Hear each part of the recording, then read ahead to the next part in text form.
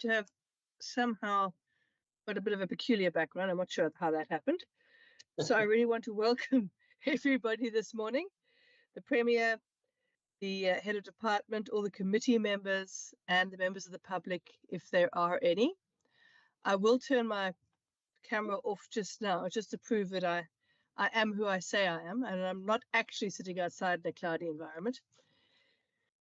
So yes, today we have the meeting on the proposed budget. So welcome to everybody here.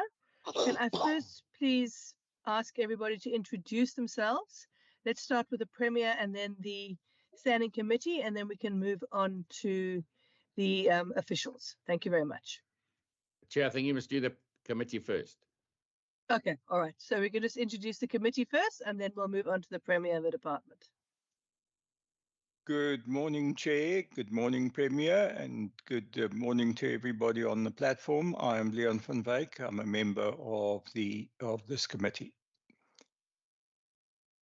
Hi, I'm Thomas Walters. I'm a member of this committee. Good morning, Chairperson. Good morning, Premier, DG, all members and officials. I am who I say I am. My name is Wendy Kaiser-Philander, and I'm a member of this committee. There's a date. Morning, Chairperson, and good morning, Premier. This is Khalid Sayed. I'm a member of the committee. Thank you. I am who I say I am. You can also see.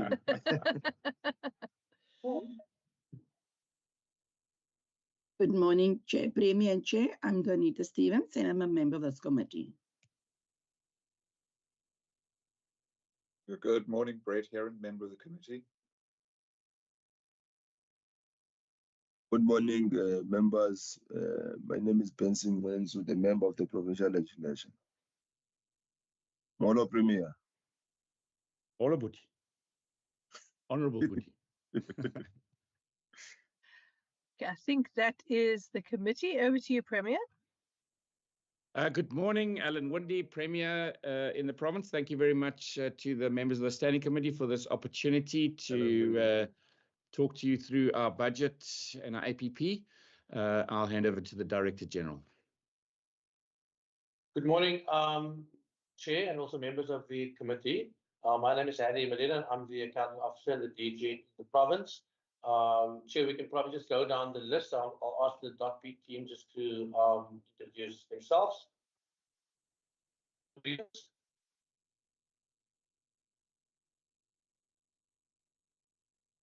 Yeah, well, I'll just start. I'm not sure where the list runs, but it's Niku Bosov. I'm acting DDG for legal services in the department. Thank you. Drikus. Thank you, DG, and good morning, members and Chairperson. I'm Drikus Basson. I'm the CFO of .P. Yes, Sean, I'll just ask the colleagues to switch on your camera if you don't mind, so that the committee can just see who you are. Sean. Good morning, colleagues. Ihsan Samai.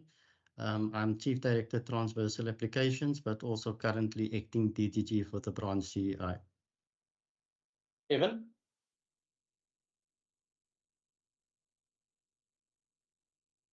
Evan, you're on mute. Thank you, DG, for noting that. Good morning, members. My name is Evan Alexander. I'm the Chief Director for Connected Government and Infrastructure Services. Thank you. Thanks, Pfizer. Good morning, DG and Premier and members and colleagues. I'm Pfizer Stead. I'm head of corporate communications within the Department of Premier. I'm sorry, I just want to put on my camera. Good morning.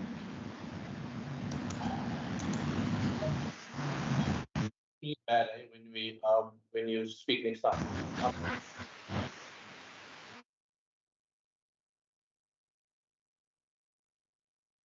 Good morning, Chairperson and members. Henriette Robson, DDG Corporate Assurance. I'm Johan. Good morning, Chairperson and members. Johan Nel, Department of the Premier, Chief Director at Organisation Development. So there's no pick there, Johan, so it's just like a solid thing to say for you. Louise?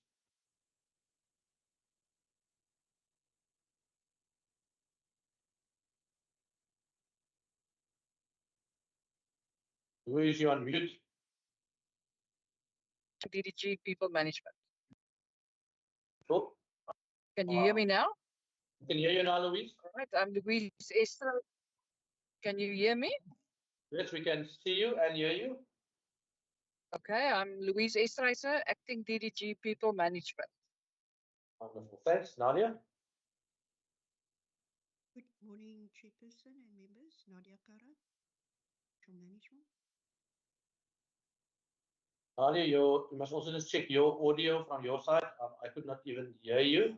My audio is very soft and my camera doesn't work, DG. Okay. Financial Management. Cool. Nozi? Good morning, members. Good morning, Chairperson. I'm Nozi Poma on the teacher's office. Beautiful. Pumzile? Good morning, Chairperson. Good morning, members. My name is Dr. Pumzile Mupe. I'm the Chief Director, People Training and Empowerment. Well, thanks, Pumzile. Renee? Good morning, everyone. I'm Renee Trout, Financial Management. Cool. Ludwig?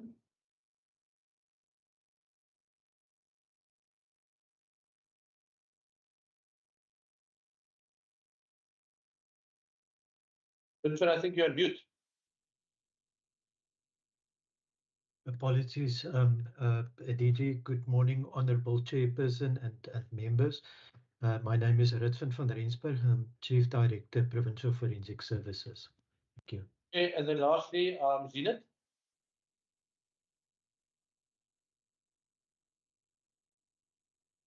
Zenith, I think. Zenith? Good morning, all. Zenith Ishmael, Program 2 Manager. Thank you. Strategic Management. Thank you. Chair, that's it. That's the .P team. So we're ready. Thank you very much. Thank you very much. That's great. I'm glad everybody is here this morning. So this morning we are dealing with the Department of the Premier Vote 1. So before I ask the Premier to make some introductory remarks, I just want to remind everyone to please make sure that they are muted unless they are actually speaking, so that we don't end up with too much background noise.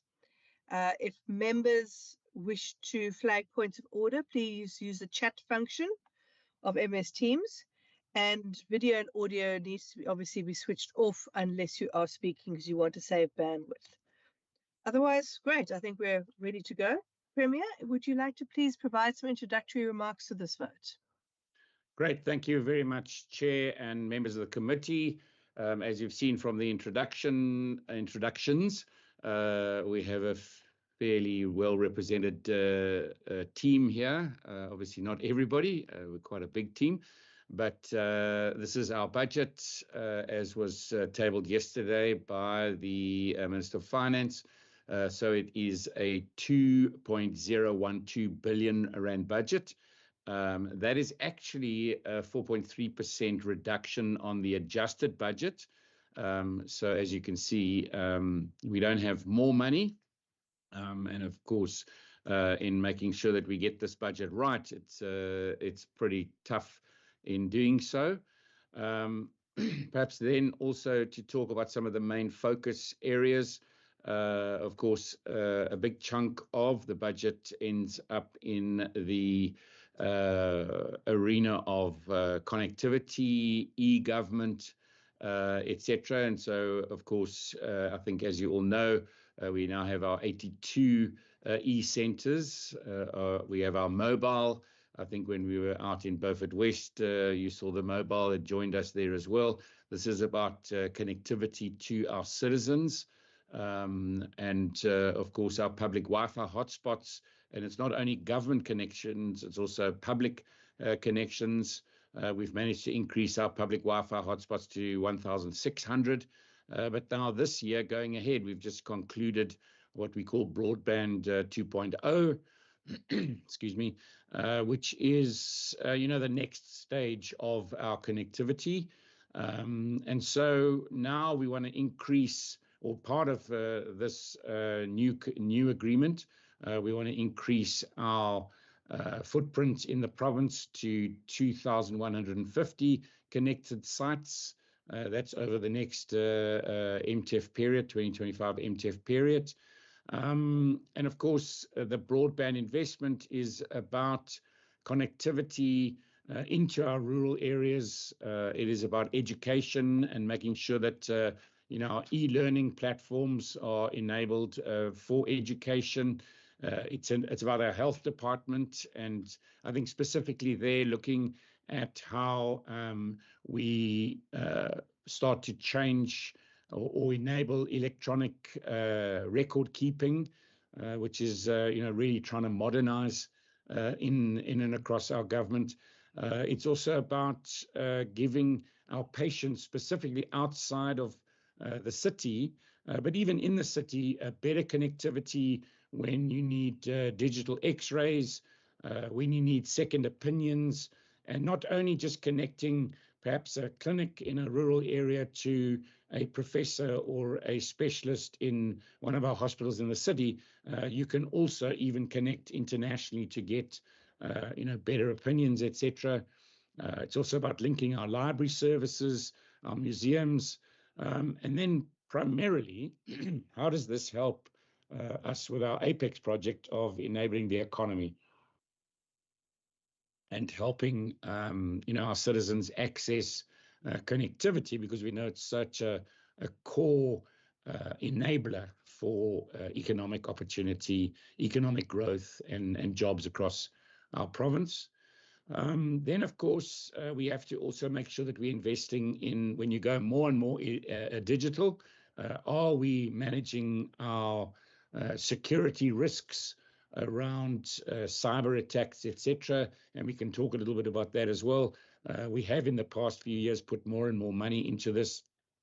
We've also seen some of our departments, our municipalities being attacked by cyber attacks. So, it's something that we've got to make sure that we are front and center on mitigating risk there every single day.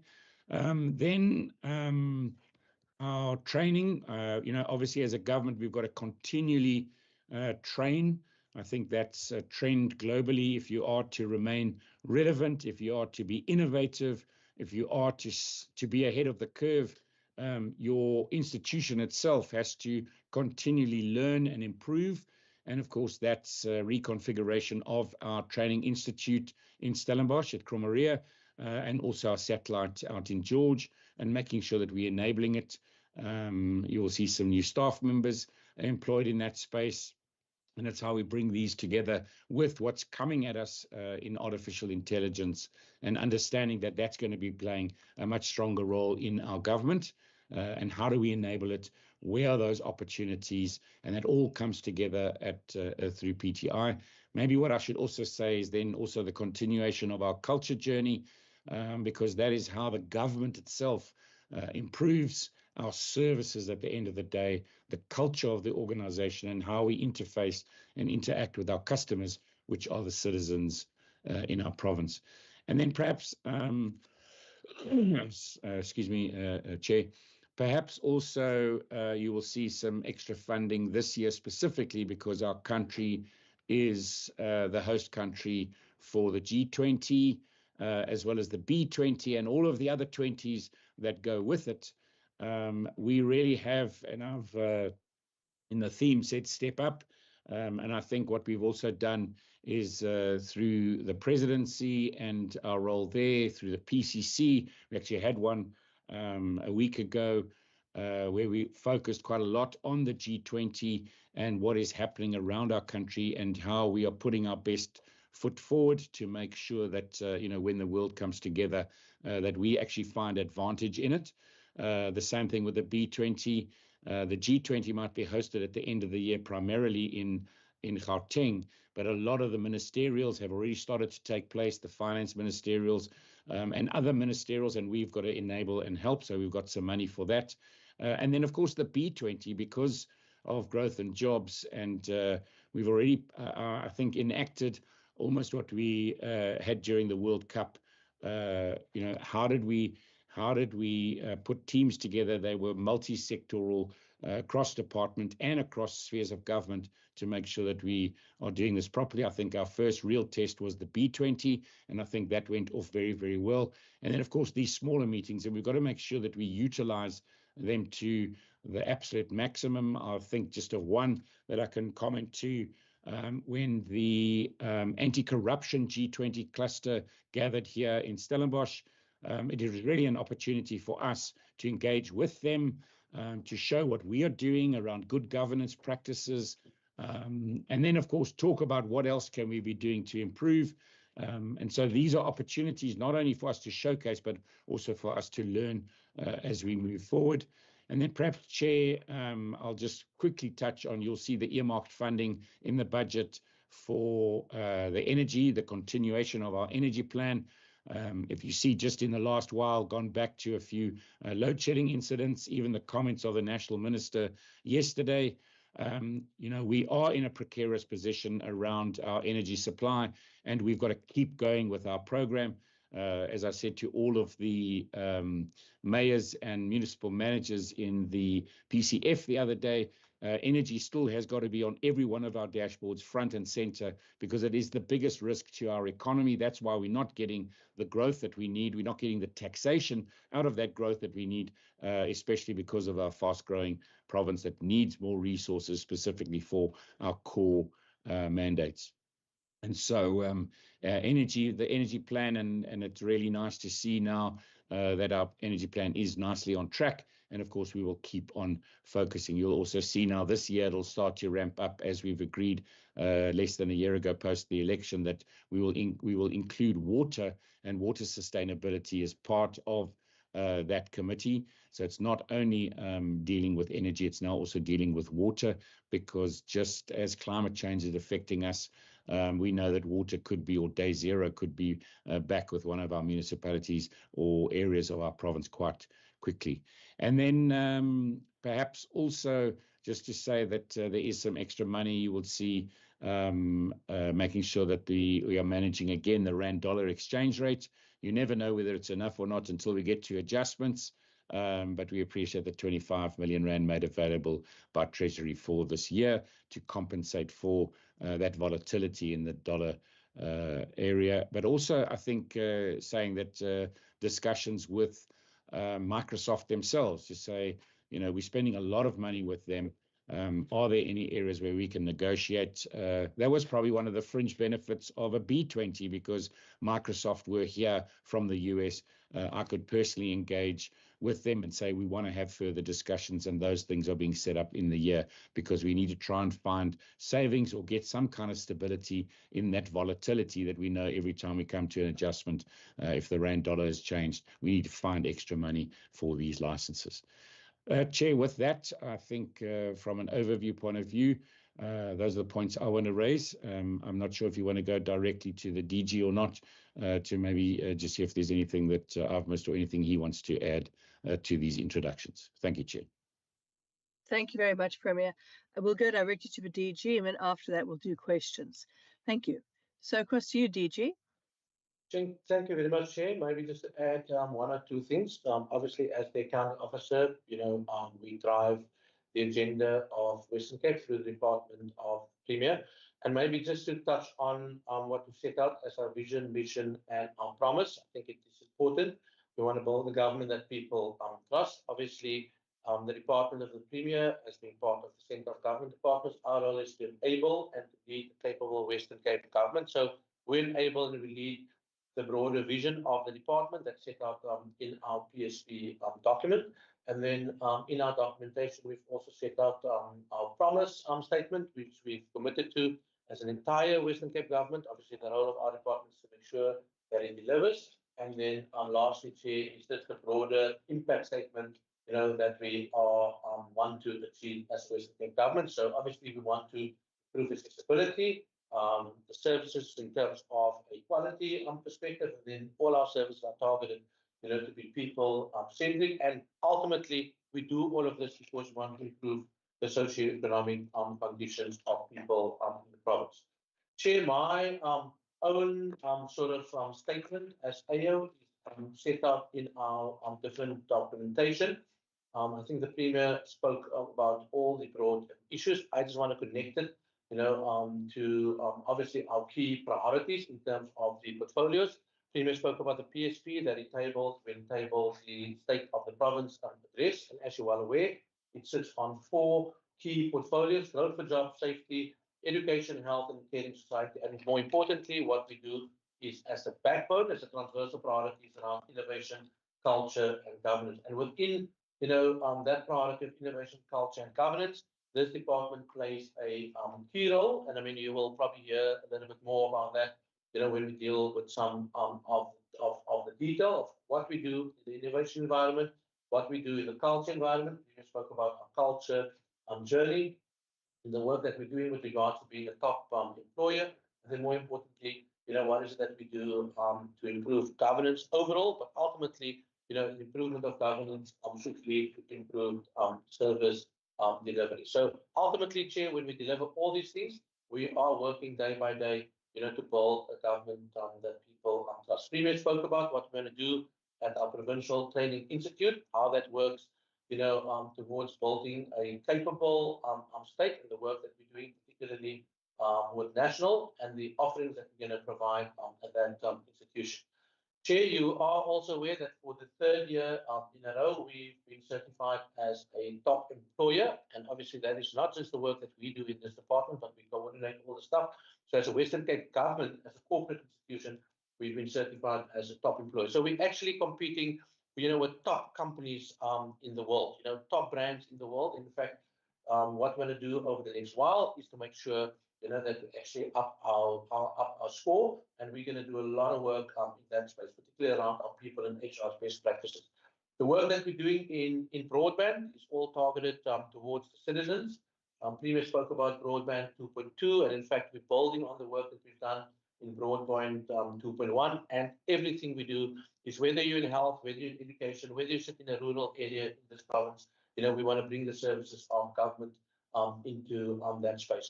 A big issue that we're going to push this year is the improvement of our governance environment. So we're bringing together the work that corporate assurance is doing, together with what legal service is doing, CEI is doing, with the work that the Treasury is doing, particularly within the governance program. And what we're going to do is we want to step it up this year and actually talk about governance, but looking at it through a lens of service delivery. So we've got a lot of initiatives in that space. And then finally, Chair, looking ahead is building our capability around futures planning, obviously, because that's important for growth, for jobs, and also the work that we're doing, particularly within the infrastructure environment, within the development planning environment, and what we're doing with other departments, and then also looking at the use and utility of AI. Now, interesting, I think when people introduce themselves here today, they said, let me show you the picture to show that I'm alive. I watched a security video yesterday of Western Cape government, and in fact, what people are doing now is actually they're taking all your images when you're outside, and suddenly they will create an image of you, and the whole world can think that you're actually alive, but in fact, it's actually just a bot on the other side. And we can actually share that video. It's a short video, and I think everybody can learn from it. Then, Chair, lastly, and I think it is important, and Premier also spoke about it, we've got an extremely good working relationship with National on many of the stuff. So if you take our PSP document and you overlay that with the National Medium-Term Development Plan that was published yesterday, you will see that there's close alignment to all different priorities. So on growth for jobs, we're working quite closely with the Vulindlela team in the presidency. On the work that we're doing in terms of building a capable state, we're working quite closely with the National School of Government, working closely with the National Treasury and all the institutions looking at government. And then the third priority is this around, tackling the issue of poverty, high cost of living. We're doing a lot of initiatives in that space through our departments of education, health, social development, and all the supporting departments. But overall, Chair, we're working quite closely and we're refining these things, because ultimately it is about growing the economy, it is about creating jobs, and we can't just do it, so at previous level, within the PCC, we work quite closely with everyone. On my level, as part of FOSAT, we actually work quite closely. So, Chair, I'm quite excited for the year ahead. As I've indicated previously, our budget is just over 2 billion. There's some new initiatives happening in the space, and we're really excited to make sure that we deliver on 25, 26, but more importantly, that we deliver on the 5-year vision that we've set out for this government until 2029. And obviously, 2025, 26 is a build on the base that we've already laid during the previous term. So, Chair, that's it from my side. And maybe just something that I've missed. I mean, we've missed to introduce Almo Caldenes. He is working within Program 1, responsible for the APP, and then also Alvi Lester. Alvi Lester is our energy expert. I've actually asked him to join this meeting. And then Borgie works within the CI environment. Chair, that's it from my side. Thank you very much. Thank you very much. That's all very informative. I can assure you I'm not a bot, though I suppose a bot would say that. So let's then proceed with questions on the introductory remarks. What I'm going to do is to ask for hands, but I'm please going to ask members to limit themselves to 5 minutes with the questions. We can then do a second round, but let's just try to stick to time so that we don't end up spending hours on introductory remarks, and we still really need to get into the meat of this presentation. So far, I have got member Syed. I don't see any other hands at this point. So member, please go ahead. Thank you very much, Chairperson. And again, let me thank the Premier and the DG of our province for their inputs and introductory remarks, and for the work that has gone into preparing this particular budget. My question, based on the Premier's introductory remarks, would be, the Premier could maybe just give us a sense as to how has e-governance improved service delivery to date in the Western Cape? How many citizens, for example, have benefited from this? I mean, is there data available, and in what areas of service delivery in particular have we seen improvement as a result of the focus as a result of this focus? Also, is e-governance now the monitoring and evaluation unit of the Premier's office for the Premier's department? Then secondly, I welcome the fact that the Premier speaks about water infrastructure, energy infrastructure as well, but particularly water infrastructure and the maintenance. Now, I wanted to get a sense, where's the synergy then with the infrastructure department of MEC Simmers? Is infrastructure around water being purely monitored from the Office of the Premier, or is the Office of the Premier and department now going to be getting into the practical aspects of that? I just wanted to get a sense of that. Yeah, and then perhaps maybe just, and I know we've been through this issue before, but just to explain again, I mean, given the fact that we've got such a housing backlog,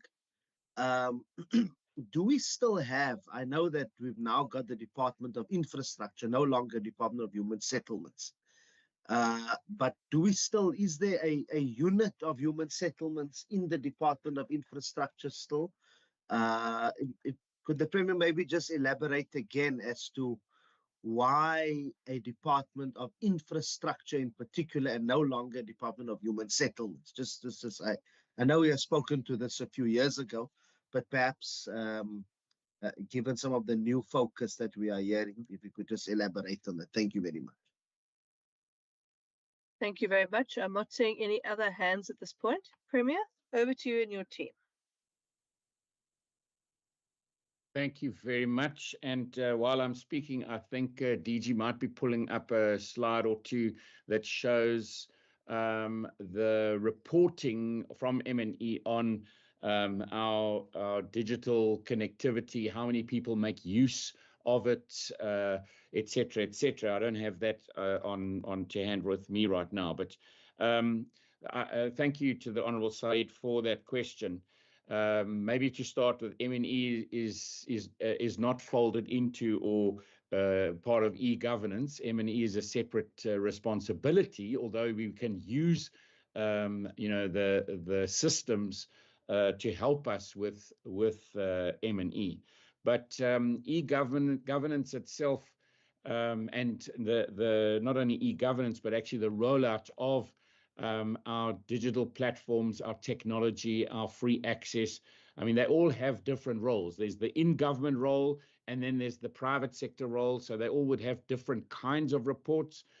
So in the private sector, or the citizens making use of our connectivity, whether it be through a free Wi-Fi hotspot or one of our e-centers, we have all of that back office data that can, say to you, this is what people are requesting.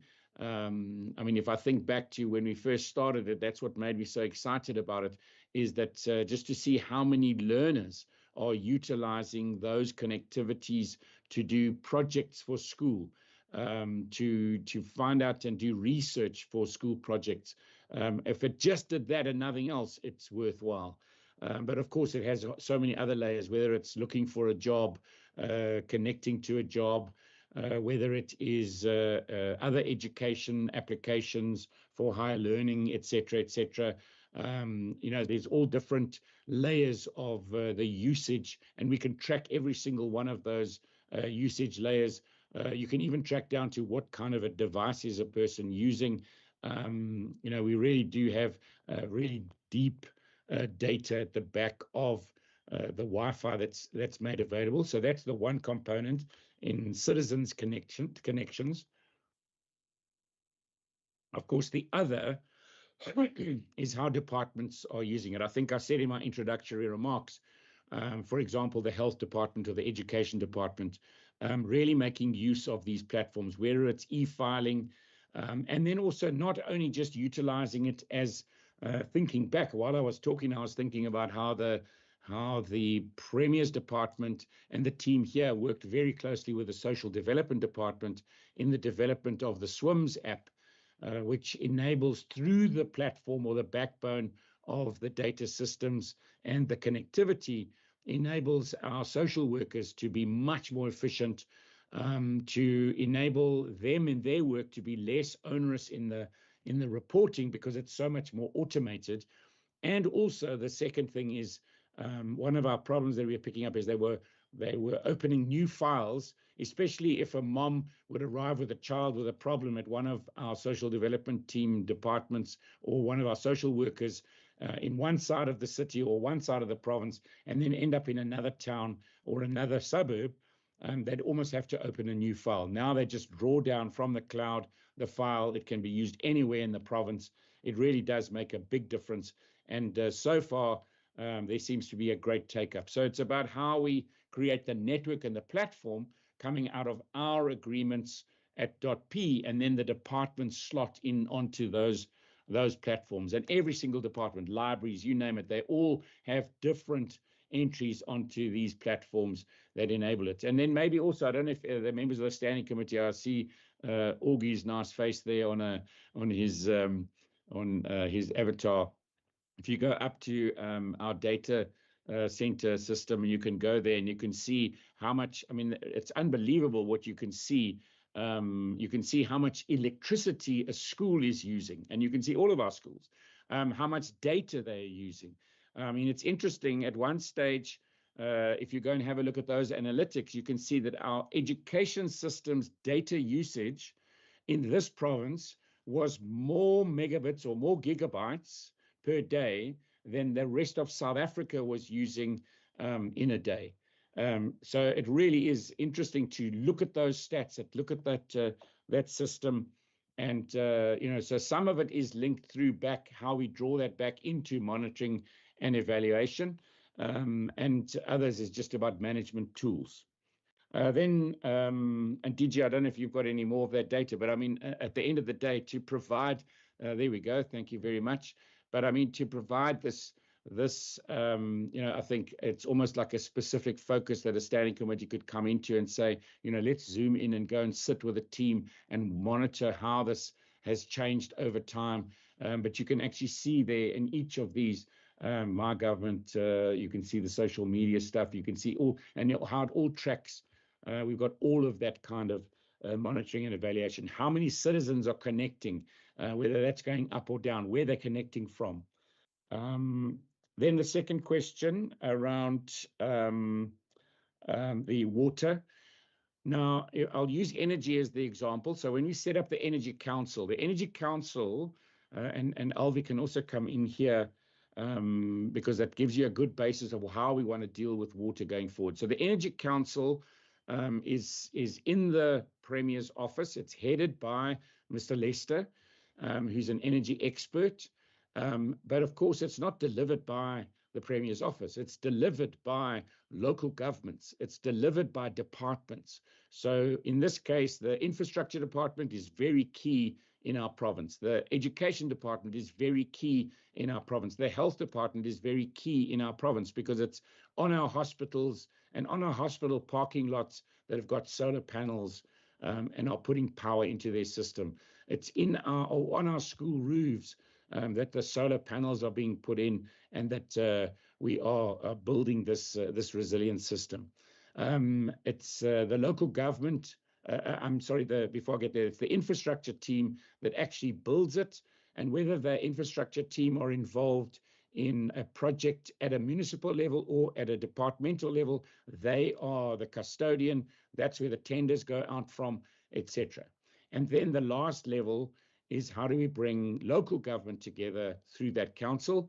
And because it's actually in local government that the energy goes into the grid system, the energy then gets reticulated to citizens or from citizens. And as we've seen now in the city of Cape Town, which is actually leading on our provinces, we've seen now how much money are they? Over 50 million rand now that they've paid back to businesses and residents for putting power into the system. George is following very nicely. You'll see a number of the energy projects. Now, water, and that was the main question, water is being dealt with in the same way, but obviously water responsibilities are different to energy, although there's still a national component like Eskom, who's also part of our Energy Council. The universities are part of our Energy Council. So in water, it's again, local government is where the water is delivered to citizens, where we've got to make sure we put the resilience plans in place, where we make sure that it's not only water, it's also sewage and wastewater, and how that is managed, how we collect raw water.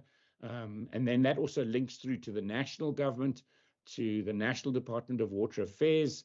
And of course, remember, this is a new component. We're learning and how we're putting this together, understanding where the biggest risks lies, which local government. And so I think the Department of Local Government plays a prominent role here in the water space. The district councils play a very prominent role in the water space, as well as the national government and the role that they play. And of course, it is now early days of the Water Council, and we will start to see that ramp up, and we'll be able to report in the same way quite soon on water, in the same way that we're doing with energy. And then the last point was the infrastructure department and the thinking around the infrastructure department, and just as a high level to the members. So when this decision was made, our biggest problem in South Africa is we are not enabling our system, our economic system, our system that supplies our citizens correctly, and the failure is actually infrastructure. And whether it is electrical infrastructure failure, or water infrastructure, or sewage infrastructure, or road infrastructure, or education infrastructure, or health infrastructure, infrastructure is a big issue in South Africa at the moment. And when you've got a Department of Human Settlements looking at it in the province, and how do we bring that together? So that was the thinking. And whether you're delivering a road, whether you're delivering a water pipe or electricity connection, or whether you're delivering an actual classroom or a home, it's all infrastructure. And so how do we bring it into one single infrastructure plan, and then you make sure it's part of one department? So if the committee members go to the infrastructure department, you'll see then how that department in their long-term 2050 infrastructure plan looks at the infrastructure across the province. And then how does that link through to local government, because that's where much of the infrastructure is delivered. And so they play the same role. But then finally, on the question from the honourable member, so the Human Settlements Department is now a unit within the infrastructure department. It's not as if it was just totally closed down. That becomes a component of the infrastructure department, but obviously managed under one vision with one department then one budget that actually gets apportioned, this to roads, that to human settlements, etc. I hope that answers the question. Thank you, Chair. And thanks, DG. Thank you. Thank you very much. DG, do you want to add anything to this? Yeah. Chair, maybe just one or two things. Kevin, if you can just show the slide on what's happening in broadband. Obviously, the slide that the members have just seen deals with EG4C, so that's obviously government on view. So it deals with internet portal, the stuff around social media and our contact centers, and I'm sure member side can see that we're talking about numbers here in excess of 100 million sort of contacts with Western Cape government. And Chair, this is the slide that we've showed previously in Beaufort West, giving you an indication of the amount of contacts that we have, particularly within the broadband environment. If you just think about broadband, Premier spoke about it now. We've got broadband sites across the entire system, and we've got about 2,000 Western Cape government sites, of which 1,600 sites offer public Wi-Fi hotspots. And if you just think about just education and health, in education, we've got about 1.1 million children in the system. That means we've got about 2 million parents at least accessing our systems, because obviously if they apply, to get the kids enrolled into the system, they engage with Western Cape government. And if you just think about health, health deals with about close to 15 million visits per year of people into our health environment. And if we provide that kind of connectivity to people, and then as I said, the public Wi-Fi hotspots is actually a key area where people actually engage. And we've already spoken about our e-center. Premier spoke about the issue, question 4, around human settlements, and Premier is correct. There is a specific program in the Department of DOI dealing with human settlements, and the human settlements budget is in excess of 2 billion rand. So they deal with the human settlements needs, research and planning, and then also human settlements development, and then also the whole issue around asset management. But the point that Premier made, we have now an integrated strategy. So with human settlements being in the Department of DOI, you can also now start to look at the subterranean infrastructure, but more importantly, you can also look at the development agenda, so that we don't have human settlements being developed in a particular way, and then the infrastructure program in terms of our infrastructure 2050 vision is actually going into an entirely different way. And what actually complements it at the moment is that the infrastructure 2050 vision will also pull in public sector. So it will pull in national government, will pull in obviously ourselves, provincial government, it will pull in local government, and then also a key component around, where is the private sector going with regard to the development of, let's call it, new areas, and how do we actually support it from a human settlement perspective. I think Premier have responded to the issue around water and the synergy. And then obviously the key thing is that all of this sits within the council. So we look at energy, we look at water, and also we look at all the issues that relates to infrastructure. In addition to that, Chair, particularly in infrastructure, we've also got a separate committee that deals with infrastructure, and it brings all these issues together. And obviously the Department of Premier plays a key role within that entire environment. And then lastly, Chair, I'd be very excited, and I think it's maybe something that we should arrange now under your new chairpersonship, is that we should actually send a formal invite to the standing committee to visit our contact center, not our contact center, to actually visit our data center, so that we can actually show the committee what is it that we wanted, because our CI program is the biggest program in this department, so that we can get a full understanding of what is actually happening in the entire space. How do we deal with data, and how do we feed the data back into the system for much more improved decision making? And we're also using obviously our data office, with the program to deal with some of the matters. So Chair, I think that takes care of all the questions from member side. Thank you very much. Thank you very much. And I'm certainly making a note here about visiting the data center, and we'll take you up on that very kind invite. Thank you very much. Okay, I just want to see, I'm not seeing any other hands. Member Syed, have you got any follow-up questions? Okay, yes, there I see your hand. Have you got a follow-up, member? Yes, Chairperson, thank you very much. Just as a follow-up, couple of follow-ups. The one is, and I think it's both, it's around energy and water. I hear about the councils, and particularly Energy Council. And I understand, and the Premier speaks about the synergy with infrastructure and with local government. Is there then any particular reason as to why these councils themselves are not situated within those particular departments, infrastructure and local government? Just wanted to get that sense because, and I know it even this has been a critique at the national government level as well towards the presidency, is that sometimes there's an argument that is made, and it's not necessarily my argument, but it's a perception out there, is that by somewhat centralizing mandates of various departments, it could be impacting, or it could be resulting in increasing some of the red tape to expedite service delivery at the coalface level on the ground.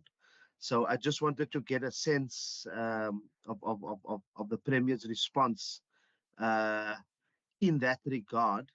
Then also, just with regards to the issue around governance, e-governance, the Premier's response, could we possibly get, and I don't need this data right now, could we possibly get some of the data that the Premier and the DG are referring to? Maybe that can be a committee resolution. And also where the broadband ecosystems will be installed and which departments in particular use them. Thank you. Thank you very much. Premier, do you want to answer that, or should we go to the DG? Well, let me first say that I mean I hear this question around, you know, why does the Energy Council, or now the Energy and Water Council, sit under my chairmanship? Actually, it's because it's my priority. You know, I looked at the risks, and of course that's the thing. You look at risks that face the province as a whole, and then you make decisions based on those risks. You know, that was the decision around an infrastructure department. It's the biggest risk that our country faces. What are we doing in this province? Well, let's try and crowd that in together so that we have a single responsibility. And so, but with energy and with water, both of those responsibilities are not actually even constitutional mandates of a province. So they happen at national level and they happen at local government level, and they're very disparate in how it happens and when what happens. So that was my decision to say, well, how do we coordinate this? And that's actually what it's more about. It's not about, we don't have a department in the department of the Premier, although Alvie Lester sits in the department of the Premier as an advisor, because that's how he was appointed.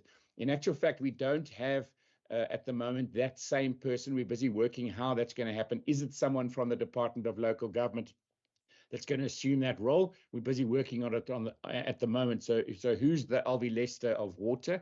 At the moment, it is the HOD in local government. So it's HOD Pulsar. He's the one that becomes the go-to. So it's not in the department of the Premier.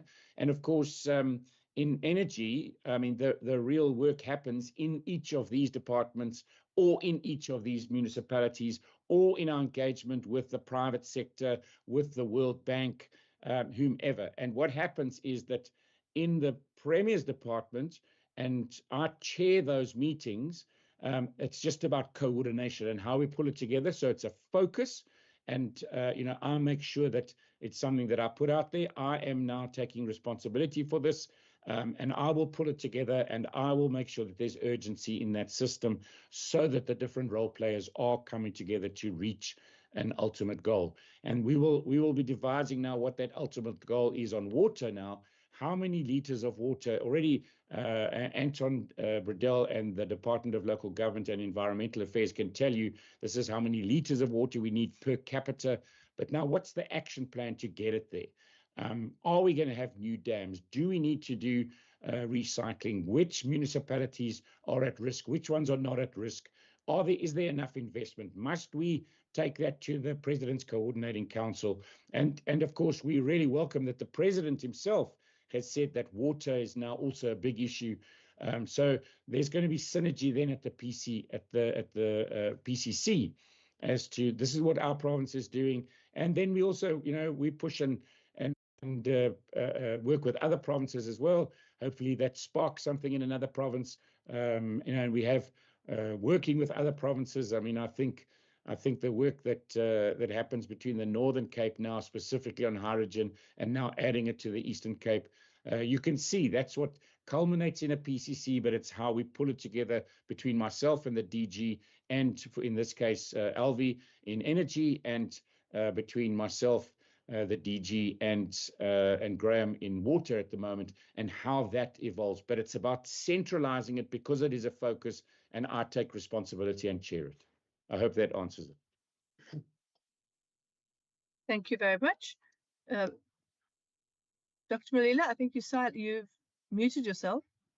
Chair, I'm unmuted. Just on the second question, we will gladly supply the data, and then we will even extend the invitation when we respond to the committee resolution, in relation to data. We've got all the data in terms of where broadband has already been rolled out. We can also give the committee a clear indication of where those additional sites as broadband 2.0 will be rolled out, and how that entire system gets pulled together with the work that we are already doing. Maybe just one addition to what previous said on the Energy and Water Council. Maybe just for the purpose of this meeting. Obviously, the main responsibility for those departments as it relates to the mandate still sits there. So if member side thinks about the concept of infrastructure, we've got a separate ministerial infrastructure committee that coordinates the stuff. But when it relates to energy and water and other infrastructure matters, they feed back into the Energy Council from a coordination perspective. Then we've got a separate subcommittee also of Cabinet, given the focus that focuses on G4J. I mean, water and energy is a key part of our G4J strategy, but they feed back into the Energy and Water Council. And then also dealing with matters of climate change. That particularly sits within the Department of Environmental Affairs and Development Planning under Minister Pradel, but they also feed back into the Energy and Water Council. So at the end of the day, when we talk about energy, water, climate change, that's the coordinating committee chaired by the Premier, and the relevant ministers actually sits on that committee, as well as the HODs. And then from an administrative perspective, the HODs obviously also deal with some of those matters. So member side can see that the entire system is pulled together to make sure that there's proper accountability under the Premier, given that energy and water is a key instrument for growing the economy. Obviously, there's also a part dealing with disasters, but the responsibility to implement the stuff still sits at department level. So if member side goes back even to the budget book, and you look at, as an example, the table that deals with the energy allocation, you will see that the energy money doesn't sit in the department of the Premier. The only money that sits in the department of the Premier is the component within the energy space that we take responsibility for, but the energy budget allocation actually is spread across the entire system of government to make sure that we leave the accountability where it belongs. But when we talk about the full energy budget, the full allocation of the energy budget, the Energy Council takes responsibility to crack the whip, if I can use that word, and to make sure that we deliver in the system. And that's a responsibility that the Premier has taken up on his shoulders. Thank you, Chief. Thank you very much. Is that it for the questions or the introductory remarks? I'm not seeing any further hands. So I think we can move on to the actual presentation itself. So yes, please, if I can hand over to the department to brief us on vote 1. Thank you very much. Chair, I think the Premier have spoken about the department, and the Premier also highlighted some of the key allocations that have come to the vote. Our total budget is 2.013 billion rand. It's spread across the key programs in this department. It's executive governance integration, which is program 1, provincial strategic management, which is program 2. Program 3 deals with people management issues. And remember, we're providing a corporate service to some of the key departments in relation to it.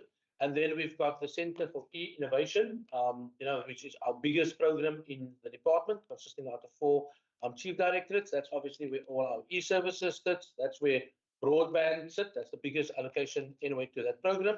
And then the respective programs. And Premier and I have already in our introductory comments spoken about all those issues.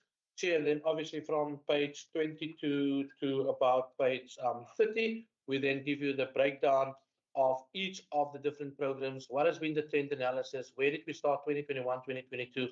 What are our forward estimates? Where are we potentially going to end up at the end of this financial year? And the program information runs up until page 39. And then from page 39 onwards, we deal with issues around personnel, revenue. I mean, we're not really a revenue department. We deal with training. And then the rest of the annexes then just deals with the details for each of the programs. Obviously, Chair, this is also supported by our annual performance plan, which we've also tabled in Parliament. That gives you a much deeper detail of what we've done as a department. And then in addition to that, it's further supported by our 5-year strategic plan, which we've also tabled in Parliament, that sets out the 5-year vision of this government. But ultimately, Chair, when you pull all of it together, it contributes to the ultimate goal linked to the PSP in relation to innovation, governance, and culture. And if we can get that right in this government, I mean, then ultimately all of this that we're doing is to the benefits of the citizens. And as I said in the beginning, our department's role is primarily also to support the entire system, because it's the system that must deliver to the citizens. So, Chair, those are my introductory remarks in relation to our vote 1 proposal that set out the estimates of provincial revenue and expenditure. Thank you. Thank you very much. I appreciate that. I just want to assure the committee that obviously with the APPs and the 5-year plan, we will have that briefing. But today we are going to be focusing on vote 1. So let's get on with the questions that we have here. What I'm going to do is we're going to go section by section, but there will be plenty of time to ask questions. However, I am going to ask that if somebody has a whole number of questions, I'm going to limit it to 5 minutes. And then when everyone else has asked the questions, we can come back for a second round. So if that's acceptable, we can then proceed.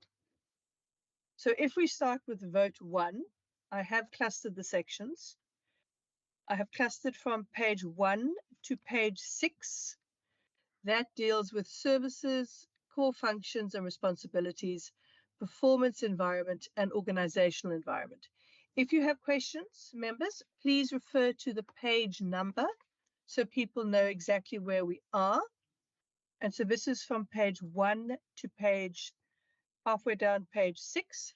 If we have any questions, can we please see some hands?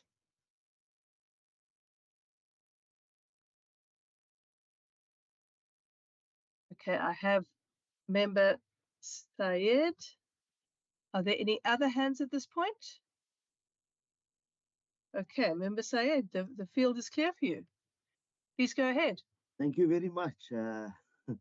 I'm surprised so far I'm the only member asking questions, but it's fine. Just my one regarding page 1 with the overall budget allocation. So during the SOPA address in Karoo, the Premier promised the residents of Beaufort West a GBV program and a job creation program. Now, I wanted to get a sense is, are those programs going to be purely funded by the budget of the other departments, or does this budget also speak to those particular programs? Thank you. Thank you very much. Okay, over to the Premier of the department. Thank you very much, Chair. No, those, I mean, obviously G4J or jobs, whether they in any district, the Karoo or any other district, I mean, that is primarily out of the G4J cluster. So that will be DDAT. But of course, it does link through in G4J. It is about the whole of government, but primarily those budgets will be in the jobs budget of DDAT. And then GBV, that has a couple of different homes. It'll either be in social development, or it will be in POCs. It could also be in the Department of Health, but not in the. You won't see it in this budget. Okay, have you got a follow-up there, Member Said? No, it's fine. I'm covered. Thank you. Okay, I'm not seeing any other questions from page 1 to 6. No, okay. Then the next grouping I have got here is from page 6 to page 9. I don't know if anyone will have a question there. That is the list of acts, rules, and regulations that are pertinent. Has anyone got a burning desire to ask a question on that particular point? Okay, I'm going to take that as not. Then from page 9 to page 12, it's aligning the departmental budgets. It's the demands and changes in services and the budget decisions. That goes actually to the bottom of from page 9, page 10, and page 11. I have got Member Sayed there. Any other hands at this point? Okay, Member Sayed, I think, again, it's up to you. Yeah, but mine is from 12, so I'm sorry. So I initially Okay. thought you said till 12, so no, it's fine. I'm Okay, I'll put withdrawing. you at the top of the list for 12. Page 9 to page 11? No. Okay, page 12 to page 16. This is the review of the current financial year 24-25. And it's quite information dense. It runs to the bottom of page 16. I have got Member Syed there. Any other hands at this point? I think while members are thinking that through, Member Syed, please go ahead.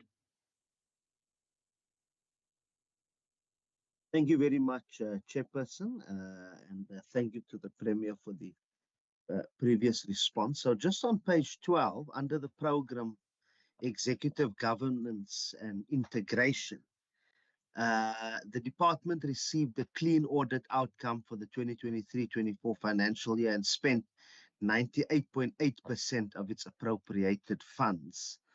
I just wanted to get a sense there. And I know usually you're not always going to spend 100% of the appropriated funds, but is the Premier confident that this financial year you will have a 100% fund? I mean, a 100% spend, or closer to that, more than the 98.8%? And what measures are in place to ensure that that does happen? And perhaps if we could just get a sense as to why there was that thing of not the full spend. Then on page 14, under the strategic programs, now I understand that the Western Cape, I mean, the Premier speaks, or the department speaks about the Western Cape's participation in the 11th Regional Leaders Summit in China, during which the province assumed the chairmanship of the Regional Leaders Forum. Now, I know that I have posed and I've received the response yesterday for a question, I think Wednesday, question for written reply on the MEC for Agriculture's visit to Taiwan. Just wanted to get a sense as to, within that context, what's the approach? I mean, I understand that that was for a political party visit and not necessarily a departmental visit, but does the Premier not think that perhaps he should be looking at the visits and pronouncements of members of the executive, even in the political space, when it comes to issues that relate to trade, when it comes to the provincial government? Thank you. Thank you very much. Premier, over to you in your department. Thank you very much. I'll go first and DG can add. I think specifically on the 98%, I'm sure I'll just deal with the regional leaders. Well, let me start with regional leaders. So regional leaders is I'm sure the honourable member knows, but for everybody's information, it is a partnership of provinces or regions around the world that have been working together for many, many years now. And of course, administration to administration, it has not changed. So even when the Honourable Said's party was or had the premiership, it was a list of regions that worked together, and it has carried on so. It's a gathering every 2 years, and of course this year we will be gathering at the end of the year here in Cape Town, or in the Western Cape. And of course, we will hand over the chair to the next province at that meeting, and I received that chairmanship from China. And of course, we can show you through our international relations and our reports, what benefit does regional leaders bring us, and whether it is, let's for example say, out of China and that region. I think let's just highlight one investment out of Qingdao, which is the Hisense investment, which is now moving beyond its first 10 years. And of course, when I was there in that 11th regional visit summit, DG was with me. We actually went to Qingdao, met with Hisense, said, what's the next investment? How can we grow? But of course, it's around a whole lot of things. Like Bavaria, I think, is another one of the regions. We have a lot of advantages through having these partnerships. But then his question went further to a question that he asked specifically about Minister Mayer's visit to Taiwan. And I think he said it, I mean, that was not an official visit of this government to Taiwan. That was a political visit. Minister Mayer also holds the office of chairman of the Democratic Alliance. And obviously it was in that capacity that he visited. And of course, the reason that the honourable member asks this question is that obviously China has what they call the One China policy, and they have a certain view on Taiwan. And of course, that's the issue that he's raising. I have, along with our international relations, met with the ambassador and the consul general of China, and said to him, that obviously China is a very important trading partner of ours. We consider that relationship a very good relationship, and we haven't had an official visit to Taiwan. I try to make sure that all of our official visits are strategically focused on specifically trade, growth for jobs, or linked to perhaps these partnerships that I've just spoken about in regional leaders. So you will see that if you look at when this government visits any foreign delegation, or what happens when foreign delegations visit us, it is all linked to a strategy. So of course, that is really important to us, and that's why, specifically in this case, it wasn't an official visit. The official visit that we took last was that one to China. I think specifically our various departments have a number of Chinese agreements, and whether it be the Department of Sport also with Qingdao, or whether it be the Department of Agriculture with the trade shows in Beijing, or the wine connections in the Yantai region of the Shandong province. That's how all of those processes work. I trust that answers. And then moving to the 98%, of course, I don't think it is realistic to expect a department to hit the 100%. I think everybody could, but then you would dump money at the end of the year, and that's not what we do in our province. We're very, very strict on making sure we don't have massive accruals. Just go and have a look at accruals across our government versus accruals across other governments. You will see that we manage it very, very tightly. It is not always easy to get within 2% of your 100%. It takes really, really strong management. And that's management from the Treasury as well as management from the accounting officers themselves and the ministers in each department.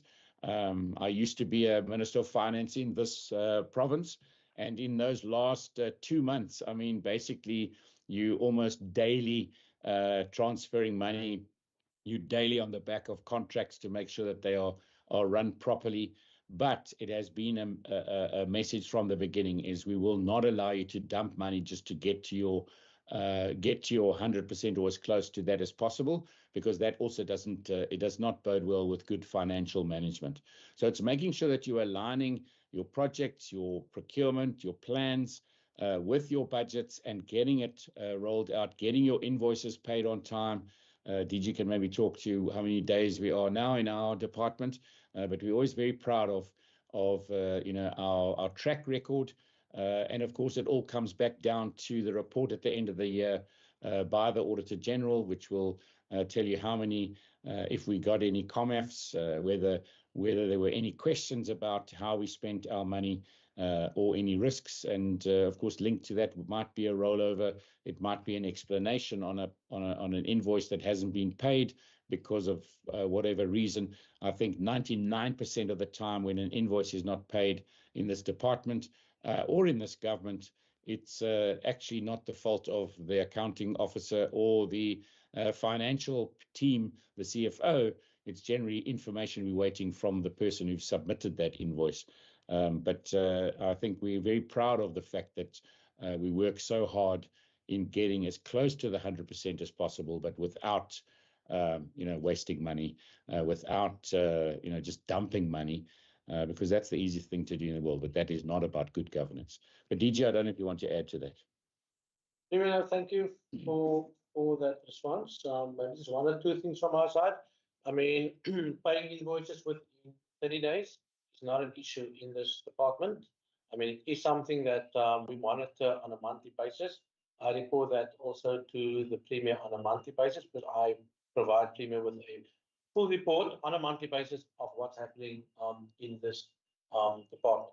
On the question around spending, I mean, I can give the commitment to Member Syed that in this department we strive to do better every year. So we already have a target to do better than the 98.8%. So I'm sure Member Syed will keep us accountable to that when we come back to our annual report. So that would be my response, Chair.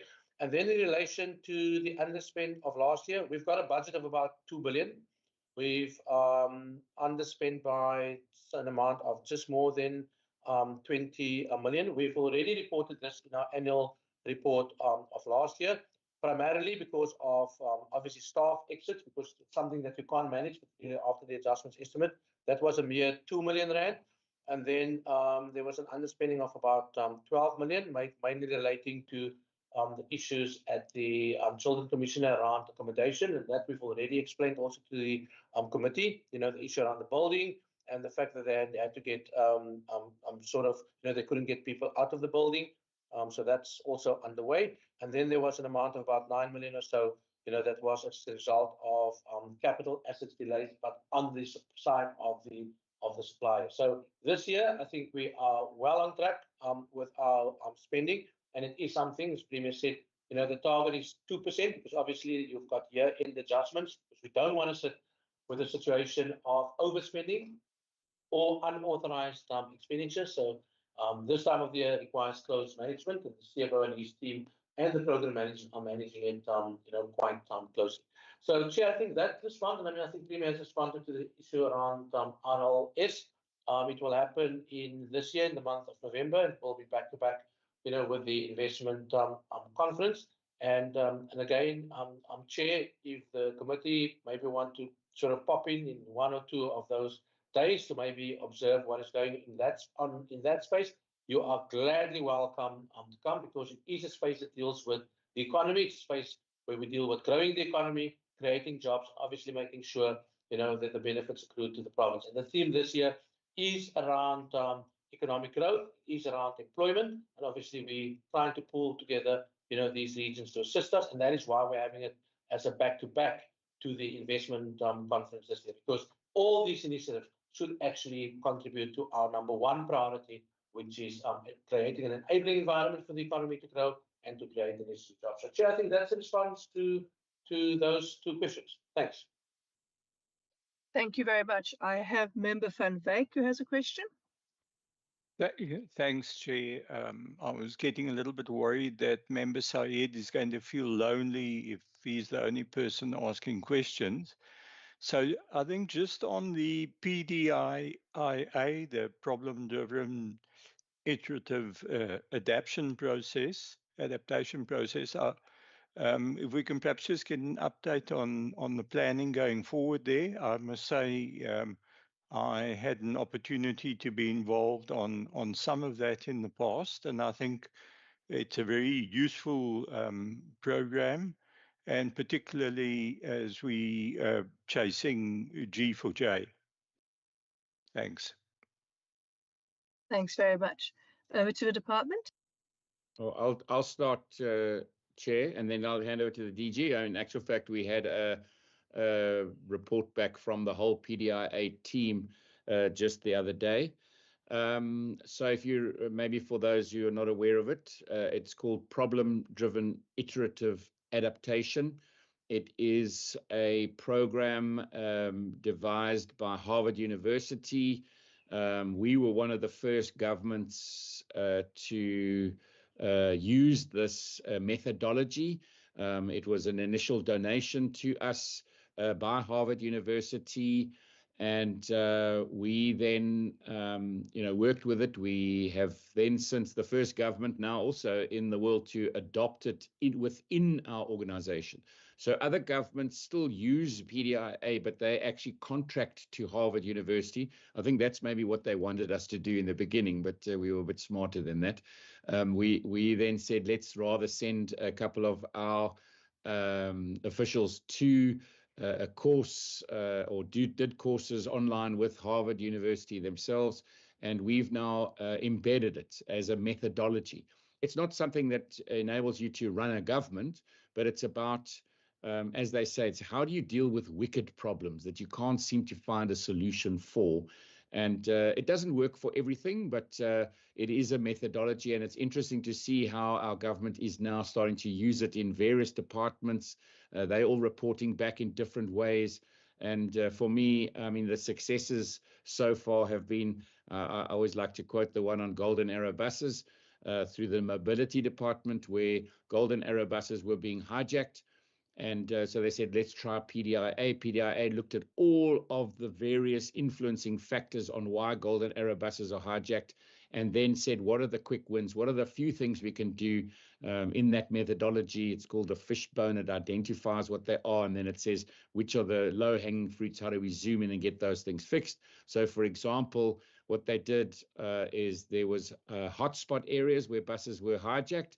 They then got the municipality to make sure that there was no blockages, no potholes, that there was free flow, because if the buses were really slowing down, that was causing one of the problems. If the road wasn't up to scratch, then the bus would slow down, and that's when the hijackers would jump on. And so the tar was fixed, or the road flow was fixed for the buses. The second thing was drop boxes. So if any cash was dealt with, it was put into a steel drop box and couldn't be got out. So they couldn't hijack the money. And then the third thing they did is they just put camera systems inside and outside of the bus. And that made sure that there were a massive reduction in hijackings. Or, for example, the working together of municipal, provincial, and national heritage. This was a planning issue that the planning department brought forward that says there were blockages in planning approvals linked to heritage, and seeing all three spheres of government working together through the PDIIA methodology, and then enabling a few decisions to be made that enabled much better flow of planning.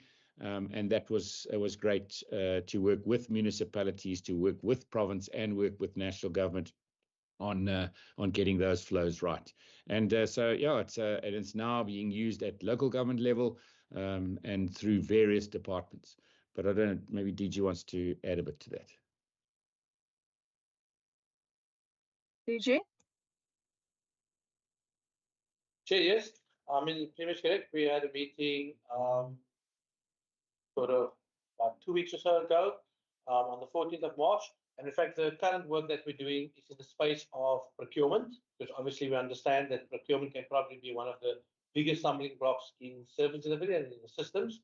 And then Premier spoke about the linkages with municipalities. I mean, we've worked with some municipalities already in the area of jobs and local economic development. And there are some projects that we're running, particularly in Muscle Bay and one or two other municipalities. And then we're also continuing with the work within the safety environment. And again, these are one of those key initiatives, that we're driving as a department. And, there's authorizers committee and Premier Chair's authorizers committee, obviously together, with some of the key ministers. And I mean, between myself and the HODs, we're also driving it. And it's really to deal with those problems where you get stuck and you don't know what it is that you need to do next. But what PDA does, it allows you the ability to actually unpack the issue line by line in this concept that Premier calls the fishbowl. And I mean, we've got a lot of learnings and we've started to implement some of the stuff already in our system. So yes, member, we are still continuing, with the issue. Thanks. Thanks very much. I must say, I always enjoy that kind of lateral thinking. It always leads to very creative solutions. Okay, I don't have any other hands. Do I have any follow-ups? Okay, I'm not seeing any, so I'm going to move forward. The next section we've got here is from page 17 to page 21. It deals with the outlook for the coming financial year, and it has the programs: executive governance, provincial strategic management, people management, e-innovation. I know that's a big topic at the moment. Corporate assurance, legal services. Do we have any questions on that section? Also covers service delivery risks, reprioritization and procurement.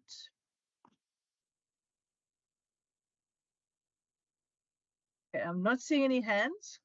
Ah, yes. Member Walters, please go ahead. Thank you, Chair. I've just in terms of the outlook going forward, what would the Premier consider the biggest risk given our fiscal environment that we're in and a potential impact on service delivery? And are there measures in place to be flexible, to be fleet-footed in this regard? I think that is the biggest concern that I have throughout this process. Thank you very much. Premier? So I think obviously, I mean, we've just tabled the budget, and we've tabled the budget in an environment where the national budget is not confirmed. So our budget, I mean, that obviously must be a risk. So our budget allocation that we've worked on is the original allocation letter that came through the, the months and months and months of finance processes at a national level linked to provinces.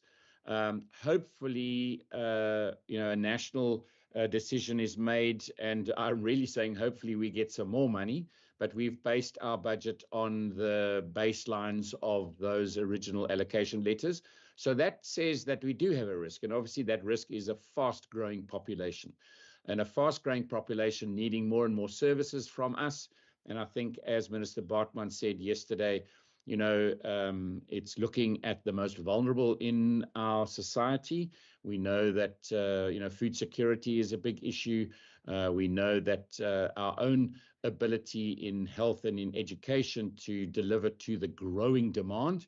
So those, I think that's, an overall risk. Obviously, bringing it back to this department, that's a provincial risk. And then bringing it back to the department, then the next layers kick in, and that's why we have energy as a big risk, because it's a risk to the growth of our region, and the enablement of giving people more and more opportunity in our region, and whether that be energy or water. So those two risks are then mitigated from a departmental space, and of course the other risks are then carried through across government.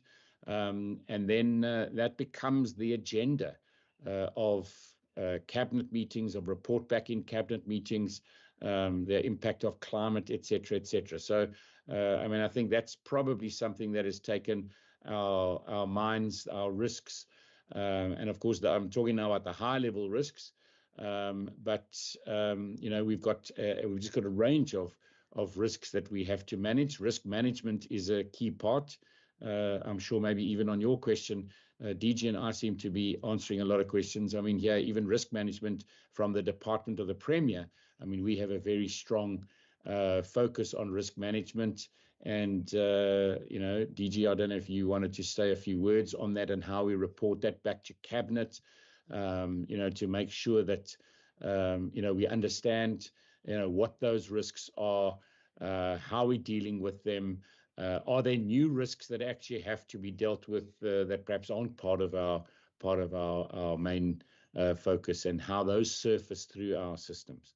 But I mean, I think most of our time is focused on risks and risk management, you know, and then the rest of the time, I'd say half of it is focused on risk management, and the rest of the time on, you know, just getting our job done. DG, I don't know if you want to add to that. Definitely. I'm also going to ask maybe Henriette, yeah, about the issue around risk management and what we do, and how we report it through PTM, and then also Cabinet, and also through our governance reports. But for this department, I mean, our risks are set out on page 20. I mean, for me, there are three matters primarily. It's the issue around the fiscal environment.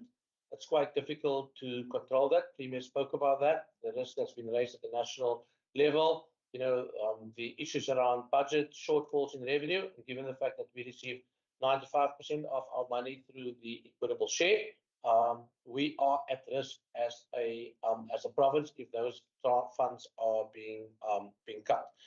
Then, obviously, the whole issue around COE, compensation of employees. I mean, we've got a budget committee in the department. We simply do not have enough money to fill all the positions that we would like to fill. And I mean, we also need to make a careful decision around filling positions vis-a-vis having sufficient money for service delivery.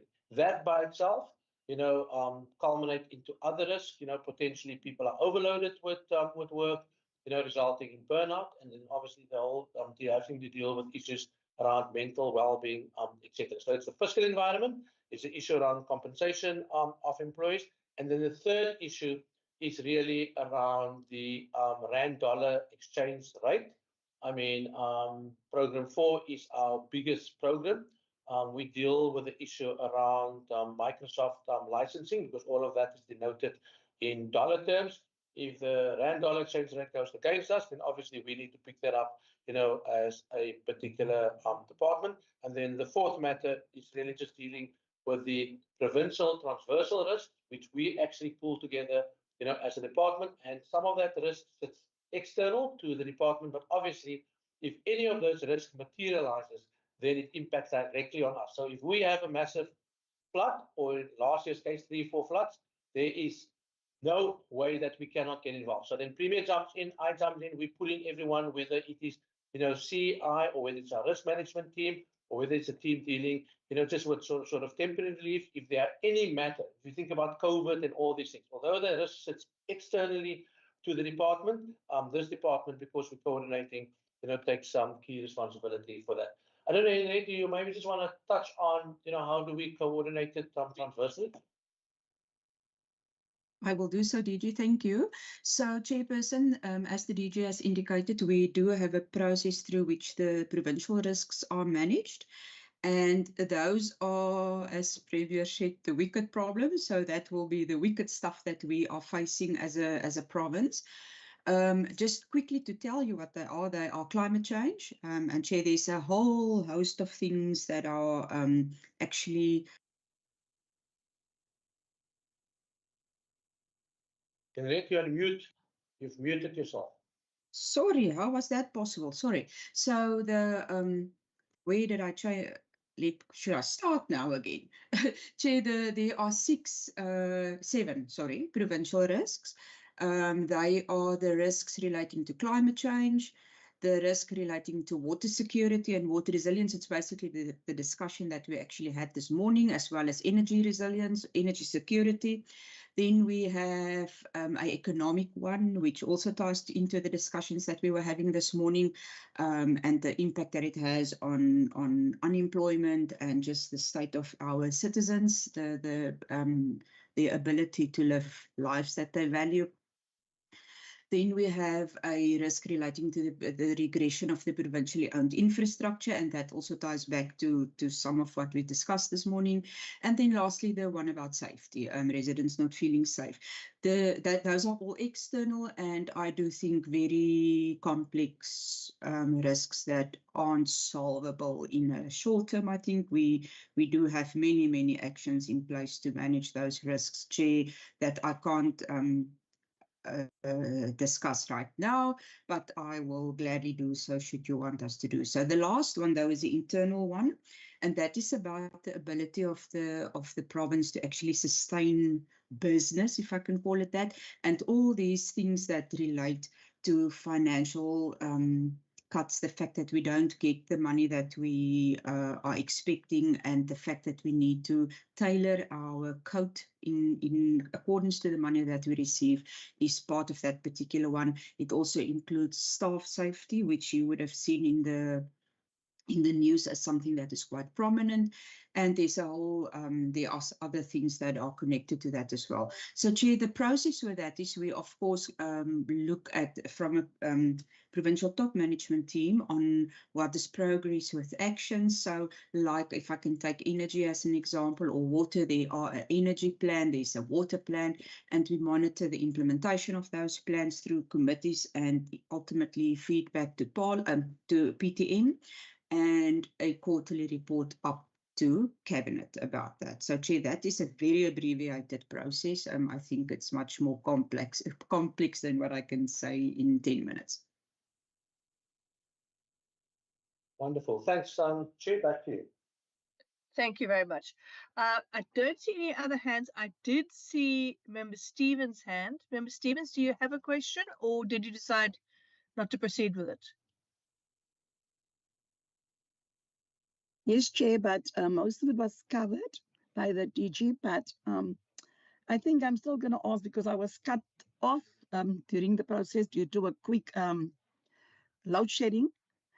And another thing is, we all received our documents very late yesterday. We had to prepare ourselves on documents and information that was prepared by our whole department. But I'm anyway going to ask a question. How much of the total budget is allocated to disadvantaged communities to address economic and social inequalities? And what measures are in place to prevent irregular and wasteful expenditure in the provincial department? Thank you, Chair. Thank you very much, Member. Over to the department. Chair, maybe I can respond to that. Obviously, the biggest program that we have in our department is Program 4. And if you look at the budget of Program 4, it is 1.3 billion rand out of a 2 billion rand budget. Most of the spending in that program relates to broadband, connectivity issues, etc. And most of the beneficiaries, I would say probably over 80–90% of the beneficiaries are sitting in poor communities. So in that way, we can easily say that the money that we're spending, across particularly in Program 4, actually touches poor communities. We go a little bit further. We even, when we talk about our e-centers, you can look at almost every e-center that we've got is situated in a poor community. Our e-centers, our e-mobile services goes into the poorest of the poor areas and also outside of the metro area. I mean, most of the schools that we are servicing sits as quintiles 1 to 3 schools in the poorest of the poorest areas. Most of our hospitals serves our poorest of the poor communities. So if you just look at that aspect, then obviously, most of our budget actually goes into that area. And I mean, I can say the same for some of our other key programs, but just in relation to that program that delivers direct services to communities, I mean, I can convincingly say that our budget is targeted towards the poor. Obviously, what we're also doing through our broadband initiative is it provides an enablement for people to look for jobs. It allows an enablement for people to actually, access the internet and look for economic opportunities. And again, those are all targeted towards the poorest of the poor. And then, Chair, a large sum of our money is also allocated, obviously, to personnel, because obviously they enable what we're doing. But just from a pure administrative perspective, I can say, I'm convinced that our funding is targeted towards the poor. I hope that answers the question from the member. Thank you. Thank you very much. I don't see any other hands. No, I don't. So I think we can move on then. The next section is page 22 to the bottom of page 24. It is section 7, receipts and financing. 8, payment summary. Yeah, to the bottom of that. It finishes with department, private, public partnerships. Do we have any questions on that section? Okay, I have got Member Heron. Please, Member Heron, go ahead. No, thank you, Chair. I'm on page 23, the table of summary of payments and estimates. And I have a question with Program 4, Centre for E-Innovation. In the current financial year, the amount allocated is 1.328 billion. In the previous year, the year started out with an allocation of 1.308 billion and ended up after adjustment with 1.446 billion. And the same thing happened in the previous financial year, 2023-2024, where they started out with 1,378,000,000, and that was adjusted by the end of the financial year. It was 1,453,000,000. So in the last 2 years at least, the initial appropriation amount seems to have been underestimated. And so I'm wondering if this is an accurate reflection of what is needed for the Centre for E-Innovation. But that's my first question, or whether we can expect that this will have to change by the end of the financial year, and what are the reasons for these differences over the last 2 financial years. I don't want to jump, but while I'm on it, it's a simple question which the answer, well, the question arises from page 52. And if I may just ask it now, then I don't have to ask it at page 52. This full amount of 1.328 billion is to be spent within the City of Cape Town's boundaries. So this Centre for E-Innovation and all the ICT programs, are they completely confined to the metro? Thank you. Thank you very much.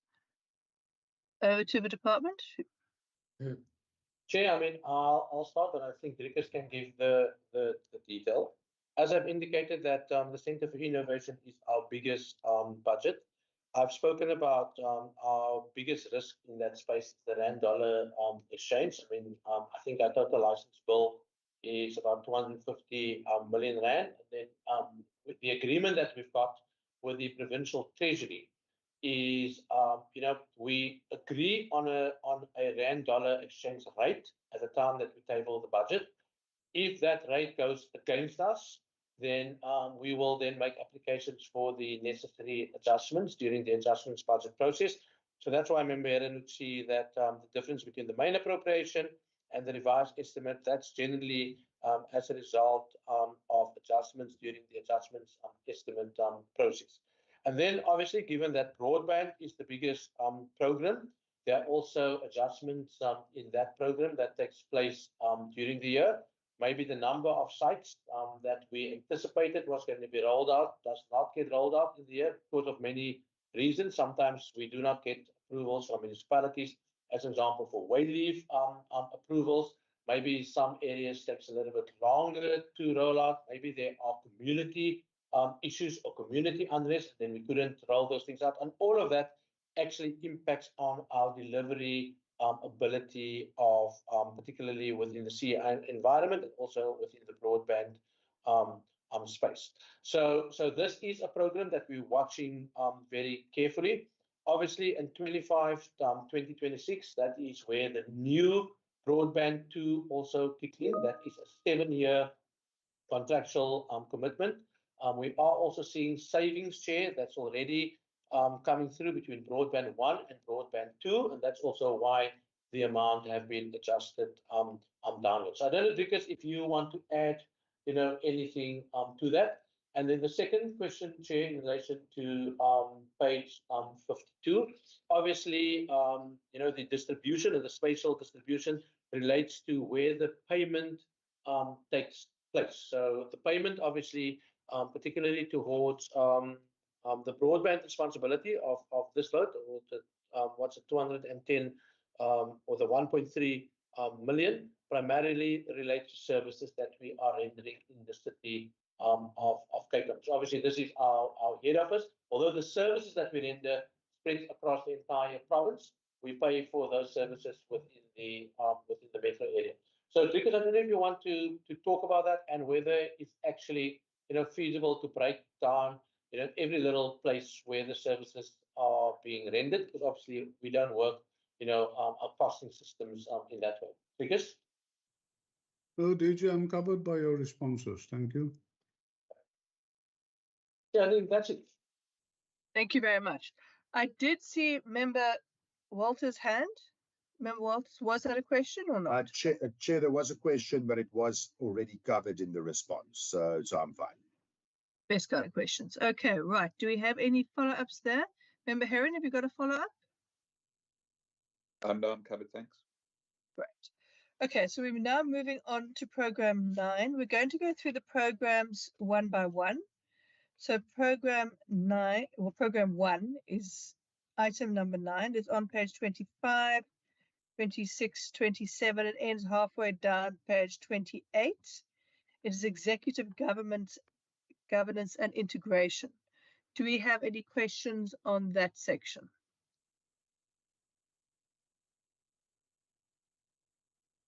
I do not see anybody's hand there, so I'm going to move on.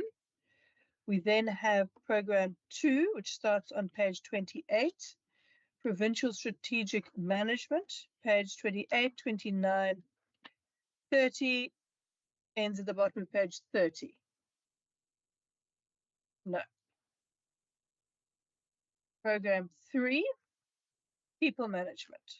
This is on page 31. Sorry, Chair, I have my hand up. Yes. Sorry, I didn't see you, Member Heron. Okay, yes, Member Heron and then Member Sayed. Member Heron?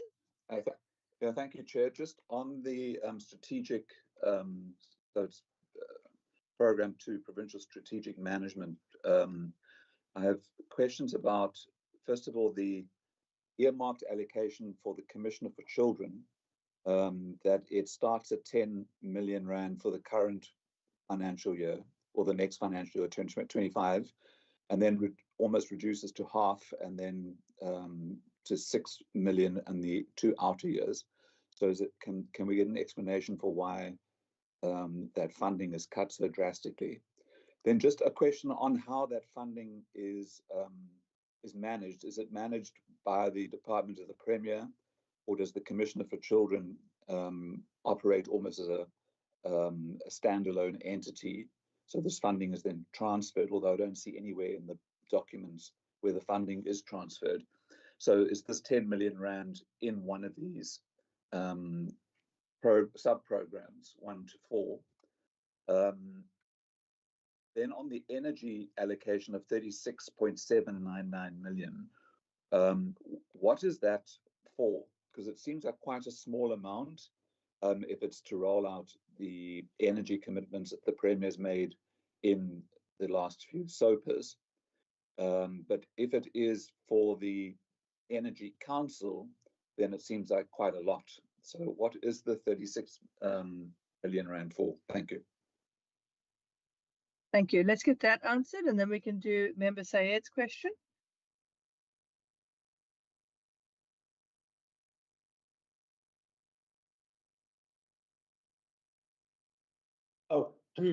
Chair, I thought that we were going to wait for members to say.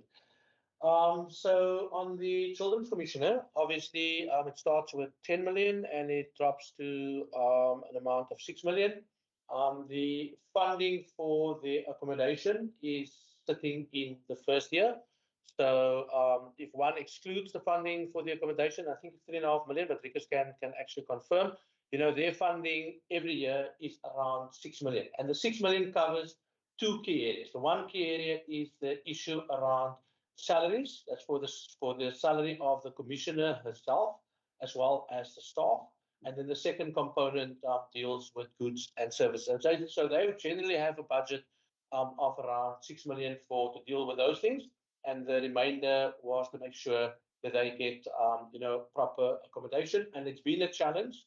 And as I've indicated earlier, we've responded also to the committee previously. They have identified the building, but the issue is really there were tenants in the building, and the Department of Infrastructure had to actually go through a court process to actually get the tenants out of the building. So moving forward, once the accommodation stuff is completed, their budget would be around 6 million. In terms of how it's managed, that 6 million is managed in our department. It's only the commissioner herself that is an appointment by the legislature, but the staff are actually staff appointed within the department of the Premier. So all our staff are actually government employees. They are appointed by this department and they are paid via Provincial as a support. And it's only the commissioner, as I've indicated, that is a statutory appointment. On the allocation of 36 million for energy, and I mean, Alvi can talk more if needed, because I remember I only asked for the allocation. 11.6 million of that is for demand side management program. So none of the 36 million allocation relates to the Energy Council itself, because obviously the Energy Council itself or the members are already paid by the institution. So it's 11.6 million for the demand side management program. Then there is a program relating to municipal pool buying, which is 6 million rand in particular. And then there's a 17 million rand allocation to deal with capacity. So it is because Alvi himself can't just do all of this. We need additional capacity to actually support the rollout of our entire energy program. And the members can recall, I mean, last year we had an amount of about 700 million in the budget. This year, moving forward, we've got a total energy budget over the MTF of about 309 million, of which 250 million has already been allocated. So you need people to actually implement those programs, and you need people to actually support the many departments out there, whether it is local government, whether it is health, whether it's education or infrastructure. Premier spoke about it, to actually provide some technical support and specialized technical support, and we've set aside 17 million to deal with that. So that then makes up the entire 36 million. We report to the Treasury on this every quarter. And in fact, when we go through the MTEC process, there's full reporting on the energy allocation, and it's coordinated, obviously by this department, and particularly, Alvi that provides specialized services. So, Chair, that deals with the two questions from Member Helen. Thank you very much. Member Sayed?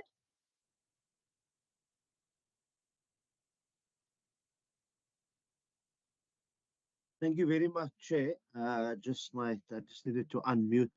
Tell me, we are looking at page 29 as well, right, Chair?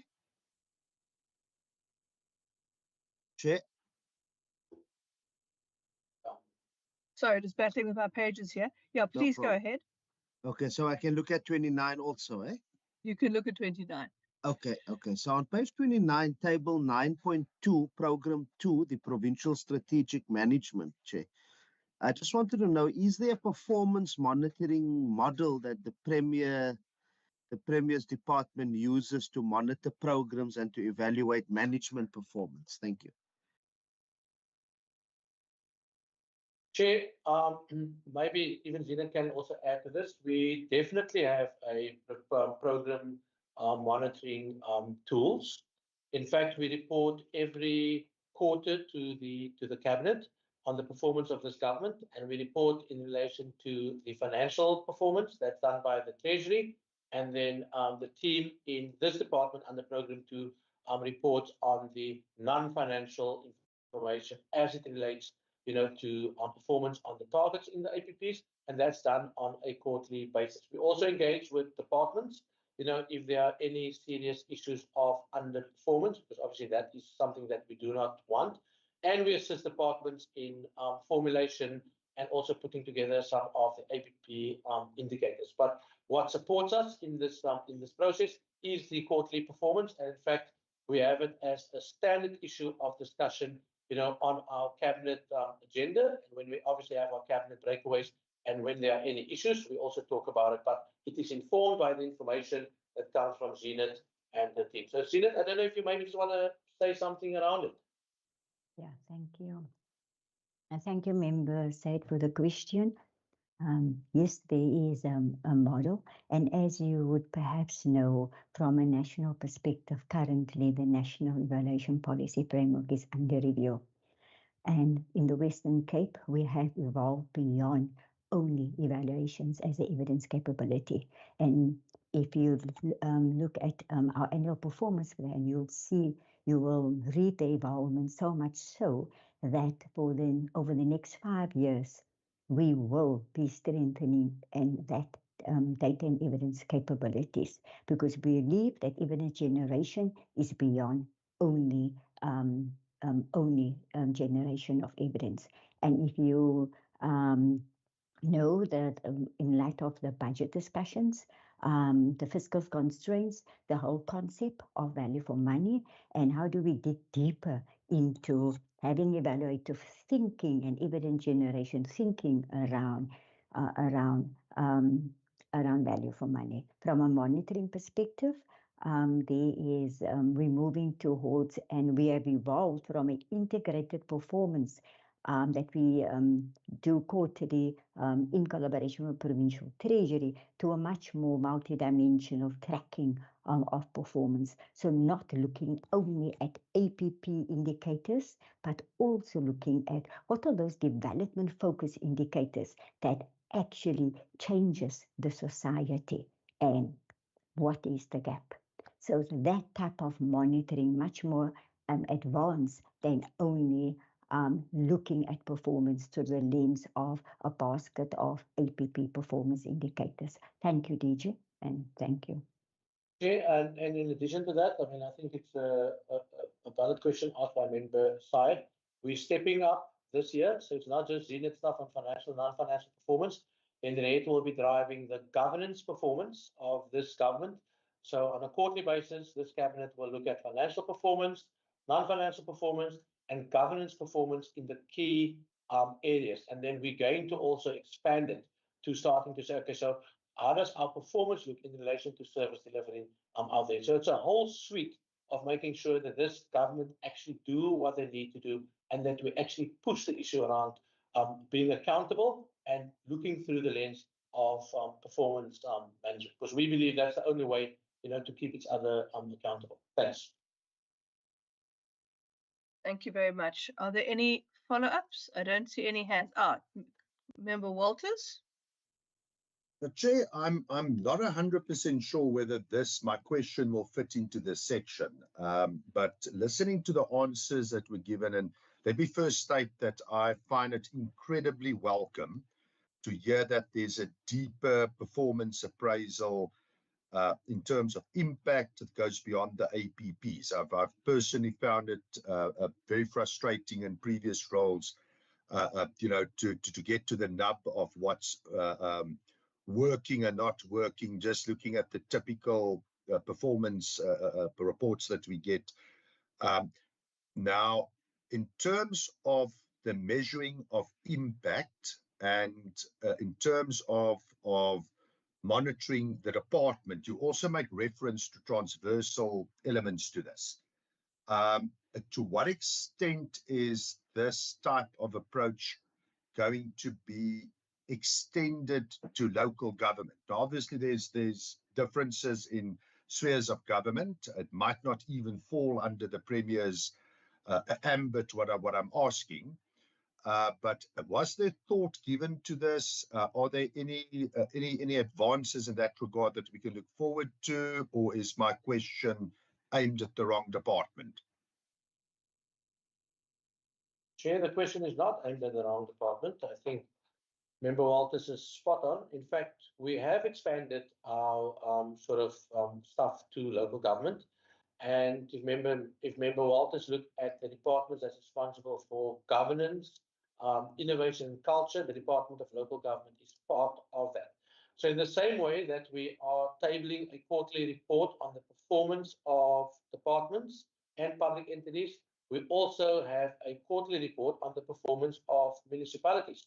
And in fact, Minister Bredal reports to Cabinet on the performance of municipalities regularly, but there's a formal report being tabled. And that report is put together by the Treasury, because they've got an MFMA unit, and the Department of Local Government. And in that report, they deal with financial matters, and then they deal also with non-financial matters. So on the one hand, you can almost say the Treasury is the central department that pulls the financial stuff together for both spheres. And then the Department of the Premier is the department that looks after departments and entities on the non-financial side. And then the Department of Local Government is the department that look at the non-financial performance and governance performance of municipalities. But it all gets pulled together in the HOD committee that consists out of myself, Graham is the head of local government, and Linda, who's the head of PT, and we are all supported, by our respective program managers in the key areas, whether it's governance or financial performance or in any other area. So we are all already looking and zooming into that. From a legal perspective, legal services, this department, we are obviously, looking also at what's happening in municipalities, because obviously if there's an intervention in municipalities, and Cabinet needs to take a decision, legal services plays a key role. We also support that department on forensic matters as it relates to local government. Henry heads some unit in corporate assurance. If there are any matter in local government, particularly from a technical perspective that they are struggling with as it relates to corporate assurance, they can gladly ask us, because obviously we don't have a mandate, to get involved in that, but we can provide some strategic advice to them, and they actually know that. And then lastly, Chair, even our program dealing with CI or our IT department, when there's a breach in municipalities or municipalities struggle with issues around, security and all those things, this team actually jumps in and actually assists them. And we've got examples where we've gone previously and assisted municipalities when they had matters of breach. So in a nutshell, we do extend to the work, that happens in municipalities, and because we're driving the issue around improvement in governance, not just in the province, but also municipalities. And then lastly, and I'm sure Premier can talk about this also, is that Premier meets quite regularly with the National Auditor General on the performance of municipalities. They've made this department, in fact, Premier is the lead on improving governance in the province as well as municipalities. And we've got some reporting responsibilities to our local Auditor General office. But when the municipal outcomes come out, the first person that she comes and sees the Premier. Obviously, if they go the wrong way, we must account. If the provincial outcomes comes out, the first person they come and see is the Premier. So this department, through its role, plays a strategic role across all the areas. So whether it's a province, it's in the province, or whether it's in municipalities, we can simply not walk away from it. I don't know, Premier, if you maybe want to say something on the last point.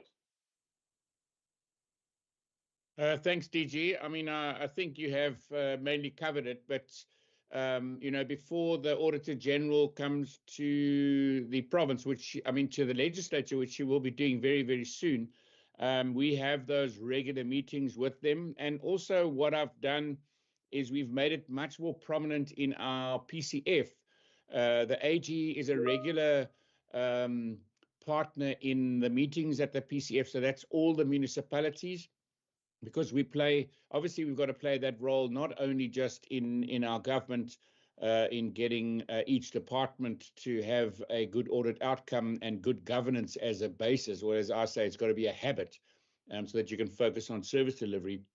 And that's my challenge to all of the mayors, is how can we get every single municipality in this province to be at that same level as well. And I mean, that's the mission. At the end of the day, if we can get, unqualified audits across every entity, every department, and every municipality in this province, then we really are, getting to that level that it is a habit, and that's the foundation. It's the primary foundation of service delivery. And you'll have a look, if you do the monitoring in the municipalities with the service deliveries stacking, it's because their governance issues are holding them back. If they haven't got the good governance in place, they cannot expect to be, delivering properly when it comes to services to their residents. Thanks, Chair. Thank you very much. Any follow-up questions there? Okay. We can then move on to program 3, which is people management. That is pages 31, pages 32 to the top of page 33. Are there any questions on program 3, people management?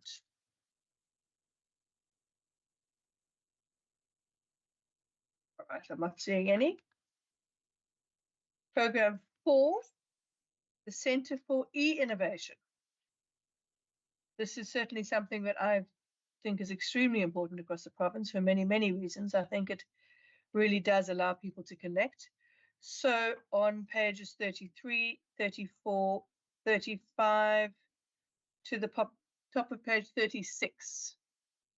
Any questions there? Member Syed? Okay, member, please proceed. Thank you very much, Chairperson, for the opportunity. Mine is with regards to page 35 under earmarked allocation, the broadband ecosystem, the amount there of 502.707 million, 2025-26, and there's an amount for 26-27 and one for 27-28. I just wanted to get a sense as to we would get a sense as to how will this broadband ecosystem be rolled out and to which areas and communities? And will the system deal with challenges relating to the access to provincial government departments? And I wear another hat now and ask, will it particularly look at the issues around the online learner applications? Because we've experienced various challenges in that regard. The online system is good, it should be there, but there have been quite a few glitches. So I just wanted to get a sense of that, and how will the ecosystem help with service delivery? Thank you. Thank you very much. Over to you, Dr. Malila. Yeah, thank you very much. I mean, the amount as highlighted is obviously to cover the contractual commitment towards broadband 2.0. I mean, this is a step up from broadband 1.0. It also allows for the expansion of the services and the number of sites. And I mean, I spoke about the 2,000 Western Cape government sites, as well as the 1,600 sites, that provides public Wi-Fi. It also covers the issue around the online application system. And ultimately, Chair, the broadband rollout is to allow people better access. And it is about the citizens, and that is why we have the 1,600 sites that offer public Wi-Fi access. But I'm going to ask Evan, maybe just to talk a little bit more around, the extension of our service offering through broadband 2.0, the number of sites that we plan to offer. And then maybe just also what have we done? I don't know, Augie, if you maybe also want to talk about the issue in education on the learner application systems. And Chair, you will, I mean, if you look at what happened last year, vis-a-vis the previous year, we've actually substantially upped our game. So we didn't have a lot of issues during the previous process. Obviously, it's opening up again during this next month. I think it's April or May. And I mean, this team is monitoring it all the time. And that's also one of the tools that we are using to improve, obviously, access to government services. So, Evan, do you maybe just want to come in, and then Augie or Isha, you guys want to talk about, one or two things? You're most welcome. Evan? Yeah, thank you, DG. Thank you, member, for the question. So we are increasing the rollout of broadband across the province. The report indicates that at the end of the 2025 MTEF, we will be increasing the number of sites connected to 2,150. We are able to share the details of that with you. So we have identified the sites, and this was published as part of the tender that we had issued for Broadband 2.0. And in that, you'll be able to see exactly the sites that are going to be connected and the departments that would be benefiting from the connectivity that we will be providing. So those details we can certainly share with you. It's in the public domain as well, but we can specifically send it off to you. In terms of connectivity or how the online admission system might benefit from this. So broadband, of course, is an enabler for access to online systems.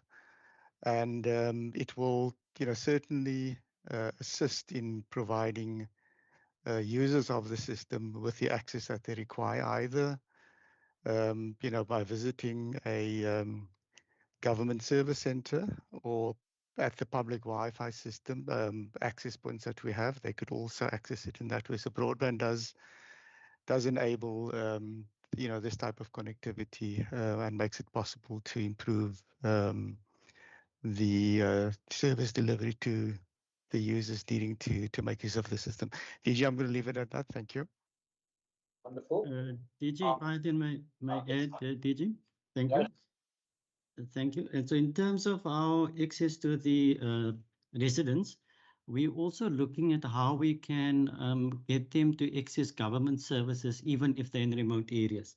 So we started a pilot called the e-kiosk pilot, where we're looking at putting effectively a service station at some of our facilities, and we're starting with the libraries. So we've selected, I think, about 6 libraries to do the pilot, where we will then put a device, a PC, in the foyer with somebody to assist. And that will be available for any online services that we've got available, including online admissions. So effectively, we can only do that because the library has a broadband connection. Then just specifically on the online admissions, DG, as you've said, last year, significantly less problems since we've moved from CETA into the Oracle Cloud. This year, the system's been open already for about 2 weeks, DG, and people don't really know about it from our perspective because, we don't have children who applies for it, but also because we didn't have any major issues. On the first day last year, there were about 61,000 applications captured. This year, on the first day, there was 109,000 applications captured. So double the amount because the system was seamless and could handle it all. We did have 1 or 2 small issues, but we could resolve them within an hour or 2. Thanks, DG. Wonderful. Thank you very much. Chair, I think that responded to the 3 questions from member side. Thank you very much. Are there any other questions on this section of this program? Or any follow-ups? Member Sayed? Chair, I know this is not a follow-up, but I'm not sure whether you will allow me or indulge me. I know you had on the previous section, there was no hands up, but I just looked at my notes now and I had a question around people management. I don't know whether I can ask it at the end or whether I can do it now or not at all. Thank you, Chair. Look, we're doing quite well for time, so I think may as well ask it now. Okay, cool. Thank you very much, Chairperson. Chair, if possible, could the Department of the Premier perhaps give us a summary breakdown of the operational breakdown in terms of percentage of the operational expenses and service delivery? Just the 2. Thank you. Thank you very much. Yeah, Chair, I just want to understand the question properly. I mean, the program 3 deals with people management issues, and most of the stuff in that program deals with our role as a corporate institution in providing services to Western Cape government departments, excluding health and education. So all HR related matters actually sits within that program. So we've got 3 sub-programs there. The one deals with organizational development. So that's really where we deal with our culture program. That's also where we deal with, when we go into departments and investigate the efficiency of their corporate structures. It's also around, obviously, organizational structures. And then the key thing is around organizational development. So it's also employee health and wellness across the entire system. So it primarily consists out of people working in that space. And you will see out of the 231 million that's been allocated for program 3, staff, we pay about 192 million rand, for staff in that program. The other section that's there is provincial training and empowerment. So that's really our Provincial Training Institute, or Promeria, as we're all aware. So that's where government staff goes, for training, capacity building, capability, and that's where we work towards, a functional and capable state. They're out in Stellenbosch. We also have a school out in George, and the school in George also provide obviously training for CI, etc. But the 46 million that's been allocated primarily deals with that, and then there's a small portion that deals with goods and services, because we also feed the people when they go out to Stellenbosch, Promeria, for training courses, etc. And then sub-program 4 in that program deals with people management practices. So a big chunk of that relates to obviously policy development. It relates to providing services for recruitment, selection, advertising. It really deals with people management practices, and then obviously other issues around staff benefits and matters relating to staff. So a lot of the cost that goes there is internally focused, or let's call it Western Cape government focused, because it broadly deals with the system. And then the sub-program 4 is also responsible for transversal policy formulation and policy application, although we're not taking responsibility, for recruitment, selection, and all that stuff for education and health, because the system is just so big. So we do it for all departments except education and health. Louise, who's also on the call, Louise, the program manager. I don't know if you want to add anything to that.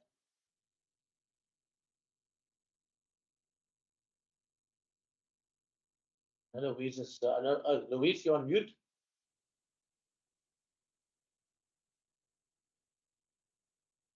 Yeah, I think Louise, I know Louise has been traveling. She's up in Pretoria, Johannesburg today, so she might also just be having connectivity. But that is really what sits within program 3. Thanks. Okay, thank you very much. No follow-ups or further questions. I'm not seeing any. Yes, Member Sayed? Chair, my apologies. I thought maybe just let me clarify. And I think, look, I've largely been covered, but I know at the beginning, Mr. Malila just wanted me to, be clear. So people management, my understanding is here that it most definitely deals with all HR issues. And I'm asking what percentage is spent on all the operational matters, which you've included, versus the actual service delivery matters. I'm not sure whether it's clear or whether that, in your view, would have responded to what I'm asking. Thank you. I think it broadly responds, Member Syed. Maybe just from our side understanding, if you talk about service delivery issues, because remember this program deals with enabling departments to get people into the system that will then obviously be made responsible for service delivery matters. So that's maybe just the only tweak that that I think needs clarification. But other than that, I think the rest of the stuff I have responded to.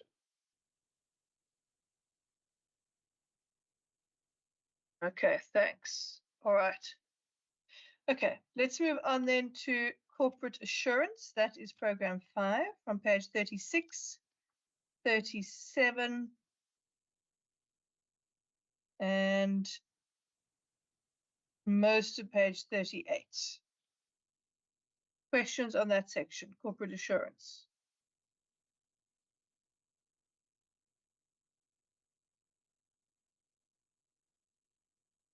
All right, nothing there. No, I'm not missing anyone. Program 6 is on page 38 towards the bottom.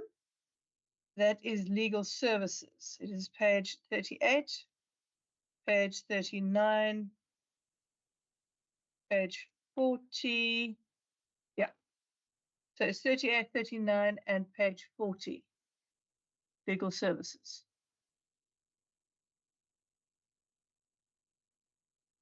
No one has got any questions there. We get on to section 10, which commences on page 41. It's called Other Program Information. It then runs from personnel numbers and costs, information and training, specification of receipts. It's all kinds of accountancy information, and it runs. I'm going to do the whole section in one, and then we can take questions as they come up. It runs through to page 53. So that is section 10, other programs, from page 41 to page 53. I know member Herod had a question on page 52, which he has dealt with. I've got member Syed at this point. That's all right now. Please go ahead. Yeah, thank you. Thank you very much, Chairperson. It seems like we are moving smoothly through things. Page 41, table 10.1, personnel numbers and costs. So I just wanted to know, is there what's the reason as to why the Center for E-Innovation accounts for 32.1% of the personnel budget? Given that there's been a great emphasis on e-innovation. And while interns, EPWP and learnership receive the smallest portion, 0.9% of the total costs. Why is there a decline in the allocation for interns, EPWP and learnerships? Because I know this has been, notwithstanding the critique that many have about learnerships as temporary jobs, but I think this has really been a program that has really assisted with regards to getting young people into the public service, and but basically getting things going for young people. So I just wanted to get a sense as to the reasons for that. Thank you very much. Thank you very much. Chair, and I mean, Rikus can also come in here.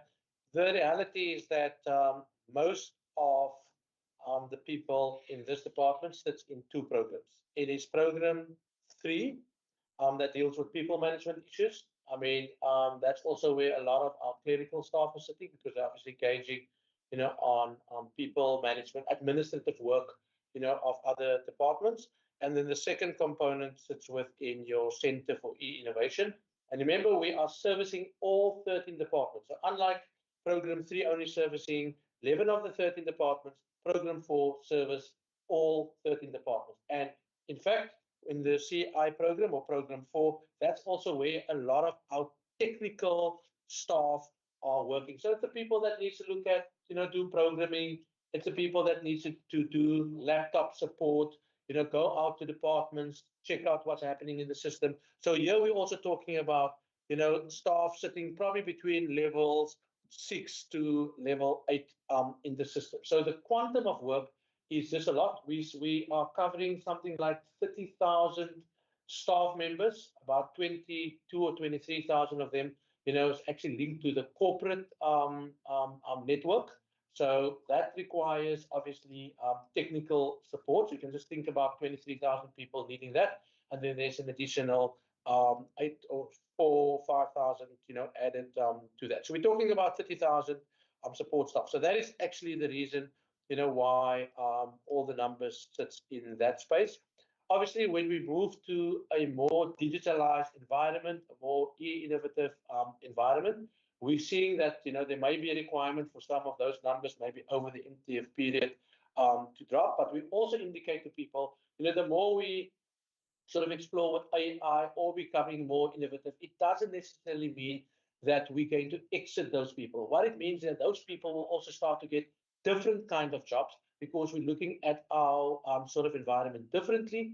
and we're also looking at our service delivery demands quite differently. So AI will not necessarily replace people. It will actually create new opportunities, new environments, new jobs, but those jobs will be different. And we believe that the people that we've got in the system, we can potentially train them to actually lead in some of these areas, or we can actually train them to take up those new opportunities.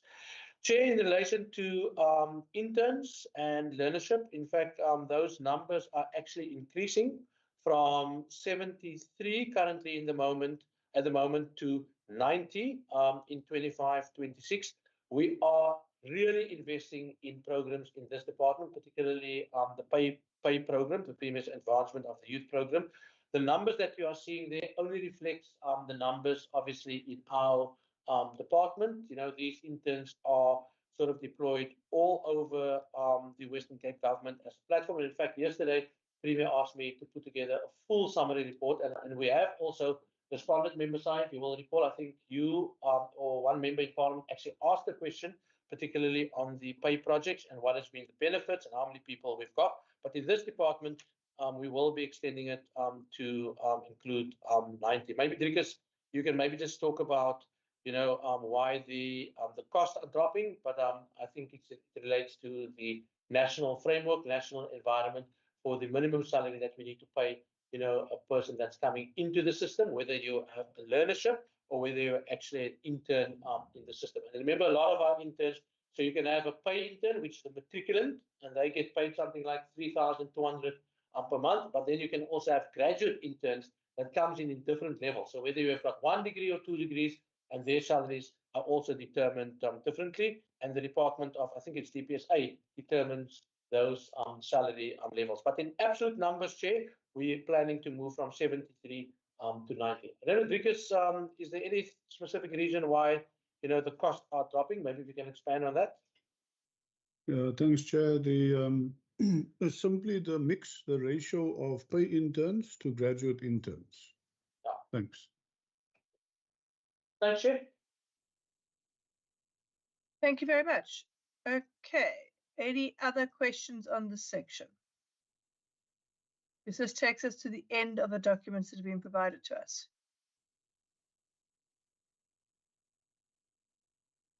All right, it looks like we finished with that. Just before I move on to the issue of the public, is there anything else anybody wants to ask at this point? I don't want to be accused of stifling anyone's opportunity. Okay, I'm not getting any hands. Thank you very much, and thank you very much to the department for that. Can I now please ask, are there any members of Yeah, I've the just public got here? Yes, sorry, I didn't see it. my hand up, Chair. Sorry. Yes, no, please go ahead. It's just the last one, just on page 59, under the heading of earmarked allocation, Commissioner for Children allocation. I see there has been there's a bit of a decrease from, yeah, but I just wanted to get a sense as to why did the office of the commissioner only have 2 staffers while there were 3 posts vacant? Is that because the commissioner couldn't find someone suitable? I just wanted to get a sense of that. And I know we're busy with the process now of appointing a commissioner, so many of these questions are important to inform our interview process as well. And then could we get a sense as to, given the current budget allocation, and there was a underspending, could a little bit of that underspending please just be explained? Thank you very much. Okay, and then I also have a question from Member Van Wyk. Thanks, Chair. Just a matter of curiosity, on page 51 under table A3, we talk about provincial payments and estimates by district and local municipality. And I see there's Cape Town Metro and Stellenbosch are payments there. Perhaps just an understanding of what those payments relate to. Thanks. Thanks. I think that is it. Chair, in relation to the question of Member Van Wyk, obviously the allocation to Stellenbosch relates to our program 3 that deals with Cromeria. So that covers, because remember we've got our college out in Cromeria. And then the metro is really just difference between our total appropriation and the money that we're paying towards the Cape Winelands municipalities, specifically Stellenbosch. That's just how the tables are being set up. But I mean, these things in relation to the district and local municipalities that is generally challenging, but it just reflects on where people sit and where the service being delivered. On the question of Member Steyert, I mean, the post within the Office of the Children Commissioner, filling those positions has been challenging. I mean, we've had many discussions with the Commissioner. Every year, we provide sufficient money in the budget to fill key positions. And between Rikus and myself, we look at that every year. But the reality is it's very difficult to find appropriate people to appoint. And then obviously you also need to deal, with staff leaving during a particular year. So the issue around staff is really those two things. Difficult to get them, and then difficult also to hold them, in the system. But we are supporting. In fact, we can even indicate we've now also agreed internally in the department to actually prioritize the filling of positions within the Office of the Commissioner. We've put dedicated staff to actually in program 3 to make sure that that actually happens. And the broader underspending, and I think I have responded, I think Member Heron asked the question, actually relates to the issue of the accommodation. So the member would see that last year there's been an underspending, and I mean it's reflected in the annual report of the Department of the Premier. That underspending has basically been rolled over into the new year because we haven't finalized the issue around the accommodation because of challenges that sits outside of the control of this department. So the money hasn't disappeared. That's been dedicated for the Office of the Children Commissioner. The Treasury earmarks the money every year, and actually we ask them to earmark it because then we know that it's not up for grabs. It can be used inside the system.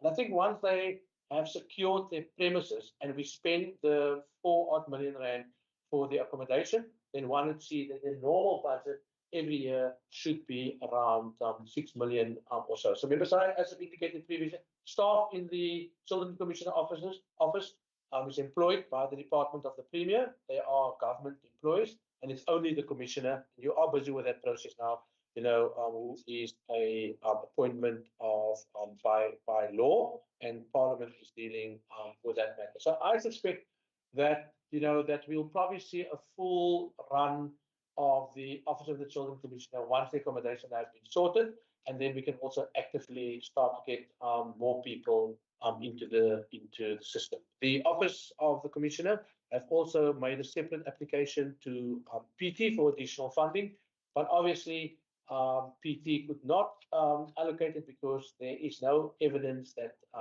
currently we can even spend the full budget allocation. But when we apply for a rollover in that space, PT generally provides us with a rollover. So that's where we are with the Commissioner for Children. So I think those two responses deals with the questions by Member Van Wyk and Member Steyert. Thank you very much. I think that does indeed deal with all the questions. Okay. At this point, I have been informed that there are no members of the public online, but I just want to double check. Are there any members of the public online who want to make a submission?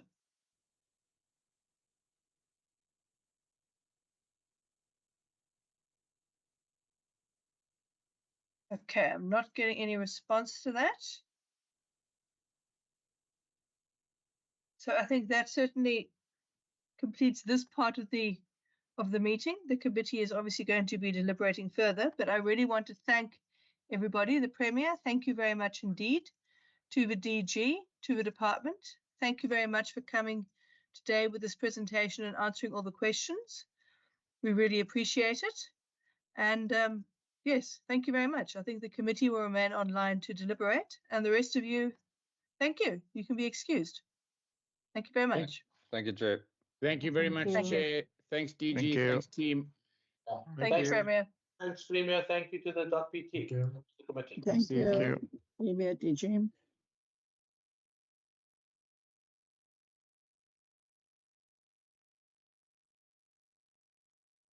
Seems like everyone was very quick to get offline. Okay.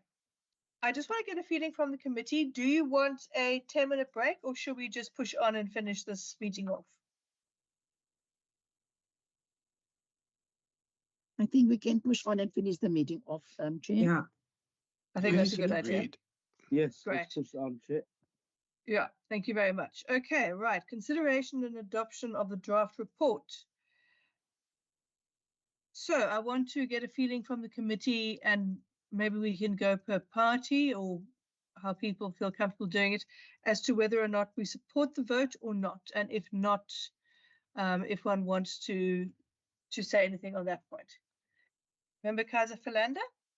Chairperson, thank you very much for the opportunity. Chair, having perused the vote in the Blue Book, I've also carefully listened to the inputs and the budget objectives made by the Premier, the DG, and the management team, Chairperson. It is clear that the strategic allocations within Vote 1 reflects a commitment to innovation, efficiency, and effective governance, Chair. And Chairperson, I think I should also just mention that despite the reduction in funding for the Centre of E-Innovation, it is continued to be a prioritization, and it underscores the critical role of digital transformation in obviously enhancing service delivery. Chairperson, I just also want to mention, just getting to my notes, excuse me, the investment in people management further ensures a balanced approach to meeting departmental demands. Chairperson, I also just want to make mention by advancing the initiatives such as the Broadband 2.0 and the strengthening of the data-driven decision-making, this budget seems to really support a future-ready government that is responsive, adaptive, and equipped to serve the people of the Western Cape effectively. Chair, on average, I also believe that the fiscal discipline in the Western Cape is already the best in the country. We have the systems already in place, and they are effective. Chairperson, I'm also happy that the risk assessment strategy, and there was elaboration on that, is beyond reproach, and that the performance record speak for itself. Chairperson, I'm thus happy to, on behalf of the Democratic Alliance, support Vote 1. Thank you, Chair. Thank you very much, Member Kaiser Philander. Member Van Wyk. Thanks, Chair. Yes, I also want to support what Member Kaiser Philander has said, and I certainly don't want to repeat the summary that she's given, which I think is a very good summary. I think what is quite clear in coming out of this Vote 1 is the amount of funding that has been directed into the whole area of the Centre for E-Innovation and the broadband and Wi-Fi systems that have been put in place. And we really need to encourage the publicity and whole publicity campaign so that citizens are aware of having access to that free internet connectivity that is available across the province at the 1,600 to the 2,100 that they are now referring to being those facilities or the sites where they can gain that access. And I think that is of huge value to our citizens. And I think those of us who visited that centre in the small town of Maverville, it was only a month ago, could see the evidence of having such a centre available. So I fully support this, the acceptance of this vote one. Thank you. Thank you very much, Member van Wyk. And I think with the Maverville example is a very good example. Member Sayed, I'm just going to quickly first deal with Member Walters so that we then finish it off per party, and then I'll come to you if you don't mind. Member Walters? Yeah, Chair, I was more than sufficiently covered. I second the support of the vote. Thank you very much. Member Sayed? Thank you very much, Chair. Whilst I will note quite a few of the positive aspects regarding the vote, there are a number of challenges which I pointed out through the kind of questions that we have asked. So from the ANC side, I'm registering that we are not in support of the vote. More reasons will be made clearer during the budget debate. Thank you. Do you want to place a minority view at this point, or are you going to hold that over for the vote? I'm placing the minority view at this point. Okay. We do not support the vote, but the reasons will be unpacked in more detail during the debate. Thank you. Okay, thank you very much. Then I have Member Stevens.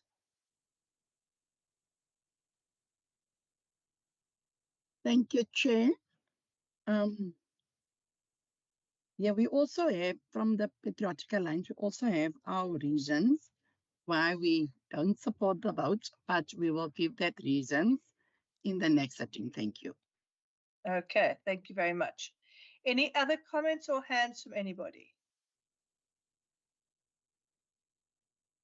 All right, procedural officer, are we in a position to flight the draft?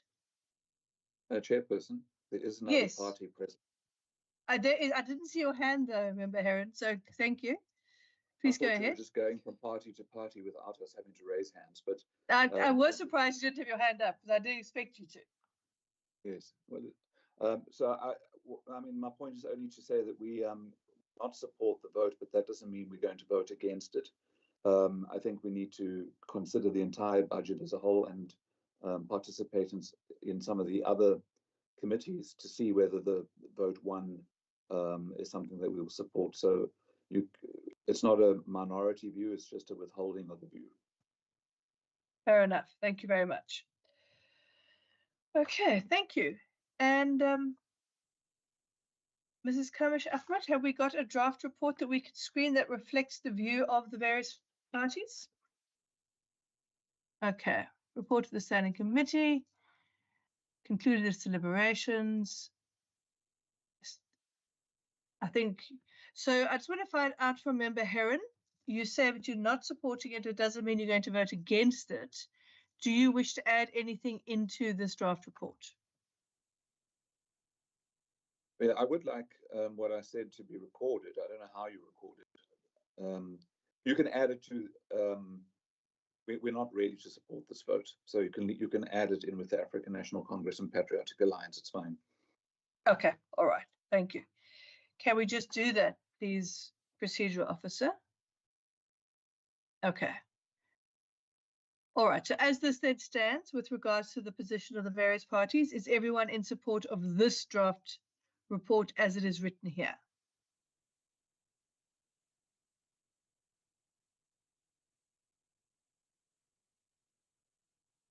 Member Kaiser Philander? Chairperson, thank you. Given the views expressed by the relevant political parties, I support the report. Thank you, Thank Chair. you very much. Member Walters? I second. Thank you. Member van Wyk? I third. Thanks, Chair. I just want to then confirm with the other parties. Member Sayed? I confirm it's fine, all in order. Thank you. Member Stevens? Confirm in order, Chair. And Member Heron? Yes, it's all in order. Thanks. Great, thank you very much. I really appreciate everyone working together to get that done.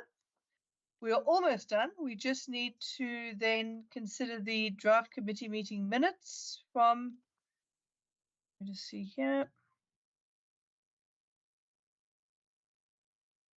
I think we've, presiding officer, is there anything else we need to do at this particular point? I'm going to flight the minutes from the 24th of March. Okay. Let's run through those, check that one was here. We received an apology from Good.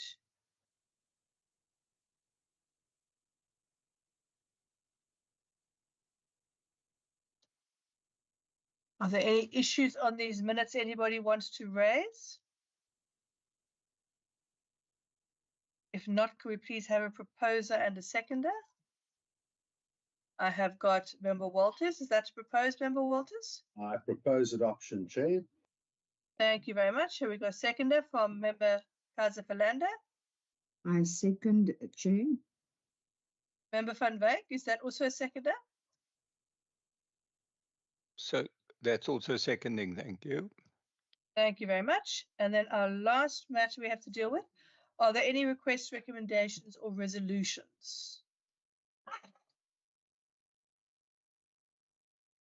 If no one has their hand up, I want to just raise two issues. I think they're really suggestions. One is that we take up the invitation to visit the data center. And the other one is the investment conference. We can suggest that we look at those as, where we can visit them or attend, as the case might be. Would that be in order with everyone? I just want to note them so they don't get lost. All in order, Chair. Yes, Chair. Fantastic. Member Van Wyk? I'm just thumbs upping green. Thank you. All right, everybody. I think that is it for now. Thank you very much for everyone working together. We managed to get through it without any issues. Thank you very much. And the House is adjourned. Thank you. Thank you very much. Thank you. Thank you, Thank Chair. you. Thank you very much. Bye-bye. Bye-bye.